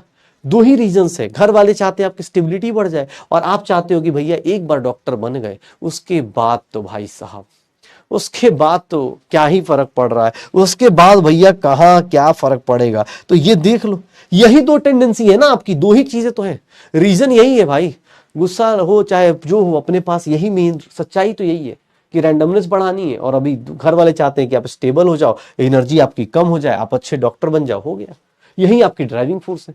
तो भैया देख लो, प्रोसेस दो टाइप के, एक स्पॉन्टेनियस एक नॉन स्पॉन्टेनियस। अब तुम कभी भी ना खुद को रियलाइज करना, तुम्हारा दिमाग, तुम्हारा टाइम, जैसे सपने में नींद क्यों आती है, नींद में हमें अच्छा क्यों लगता है, अगर सपने बहुत अलग अलग देखोगे ना तो नींद का पता नहीं चलेगा। 6 घंटे भी सोओगे ना, 10 घंटे भी सोओगे, लगेगा अरे पलक झपकते बीत गया। क्यों? क्योंकि वहां रैंडमनेस ज्यादा है। तुम उस प्रोसेस को बहुत इंजॉय करते हो जहां रैंडमनेस ज्यादा होती है। जैसे घर पे बैठे रहोगे ना लगातार, तुम्हें लगेगा बोरियत लगेगी, अगर घूमने फिरने चले जाओ तो अच्छा लगता है। क्यों? क्योंकि वहां तुम्हारा क्या हो गया, रैंडमनेस बढ़ गया। तो जो प्रोसेस भी लाइफ में जहां भी स्पॉन्टेनियस हो रहा है, वहां दो ही चीजें मिलती हैं कि रैंडमनेस बढ़ता है। मैच देखना क्यों अच्छा लगता है, मोबाइल देखना क्यों अच्छा लगता है, क्योंकि वहां रैंडमनेस ज्यादा है, आप फटाफट देख लेते हो कि हाँ सर, ठीक है। तो ये चीजें होती हैं। अब आपके लाइफ में दो प्रोसेस और आ गए। किसने बोला सर एनर्जी का तो समझ में आ रहा है, एनर्जी का मतलब इंथैल्पी था, इंथैल्पी कम होनी चाहिए, रैंडमनेस कैसे मेजर करेंगे? मान लो कौन कितना रैंडम है, कैसे मेजर होता है रैंडमनेस, मेजर कैसे होगा? चलो बताओ, चलो बताओ कौन ज्यादा रैंडम होता है, सॉलिड ज्यादा रैंडम, लिक्विड ज्यादा रैंडम, या गैस ज्यादा रैंडम? रैंडमनेस मेजर कैसे होती है? चलो बताओ, रैंडमनेस मेजर कैसे होती है, जल्दी बताओ। अरे ब्रेक ही दे रहा हूं, बस हो गया, अब नहीं लिखवा रहा, बस मुझे बताओ सॉलिड लिक्विड गैस में किसकी रैंडमनेस ज्यादा, किसकी रैंडमनेस ज्यादा? सॉलिड लिक्विड गैस में किसकी रैंडमनेस ज्यादा? गैस की। क्यों? क्योंकि सर गैस रैंडम है, सॉलिड बेचारा जहां है वही रहेगा, लिक्विड थोड़ा फैल सकता है, गैस तो देखोगे पूरा फैल जाता है भाई, गैस की रैंडमनेस क्या है, ज्यादा है। सो सीधी सी बात है। तो भैया यही चीज दिमाग में रखिएगा कि आपका सॉलिड लिक्विड गैस, जब भी आपको मौका मिलेगा, ठीक है, जब भी मौका मिले। अब इसी के ऊपर हम लोग क्वेश्चंस की बात है तो कल केबीडी करेंगे बहुत शानदार सा, कल पढ़ के, सॉरी सैटरडे को पढ़ के आना भाई, बहुत शानदार सा केबीडी करेंगे सैटरडे की क्लास। भैया थोड़ी सी ज्यादा ट्राई करेंगे, कोशिश करेंगे यार सिलेबस थोड़ा आगे लेके जाए। सैटरडे को थर्मोडायनेमिक्स में कुछ आगे तक जाएंगे और वहां पे निकाल के चीजें देखेंगे सब लोग। आज डीपीपी नहीं है, बस एक चीज करिएगा सर, शॉर्ट नोट्स बनाते रहिए। आज शॉर्ट नोट्स बनाने की कोशिश कीजिए क्योंकि अब फॉर्मूलाज बहुत ज्यादा हो चुके हैं, ठीक है। शॉर्ट नोट्स ऑफ थर्मो बनाइए। आज कोई डीपीपी नहीं दिया गया है, सिर्फ और सिर्फ रिवीजन करने के लिए आपको ये चैप्टर समझना है, रिपीट करना है। ट्राई कीजिएगा जितना ज्यादा हो सकता है रिवीजन कीजिए, रिवीजन बार बार कीजिए जितना हो सकता है। अगली क्लास में इसके आगे कि रैंडमनेस को मेजर कैसे करते हैं, रैंडमनेस को मेजर कैसे करते हैं, ये सब चीजें अगली क्लास में पढ़ेंगे। लेकिन सैटरडे की क्लास में पहले 10 क्वेश्चन आपको केबीडी के फॉर्म में मिलेंगे, जो आप पढ़ के आएंगे उनको बहुत मजा आएगा। और नहीं पढ़ के आने वालों के लिए एक ऑप्शन तो है ही है आपको चैट में लिखने का कि नहीं समझ में आ रहा, ठीक है। तो हाँ, सैटरडे को मिलेंगे और सैटरडे को बहुत सारी चीजें करेंगे भाई। मॉड्यूल के क्वेश्चंस भी आप अटेम्प्ट कर सकते हैं जिस टॉपिक के हो चुके हैं। सैटरडे को हम लोग बात करने वाले हैं रैंडमनेस की, इंट्रोपी की, फिर उन सबको रिलेट करेंगे और चीजों को देखेंगे। ओके, तो चलो भाई मिलते हैं सैटरडे को, सैटरडे को देखते हैं और सैटरडे को शाम को फिर से मिलते हैं, फिर से एंजॉय करते हैं। ओके चलो भाई, हाँ भाई, okay bye bye, good night, good night.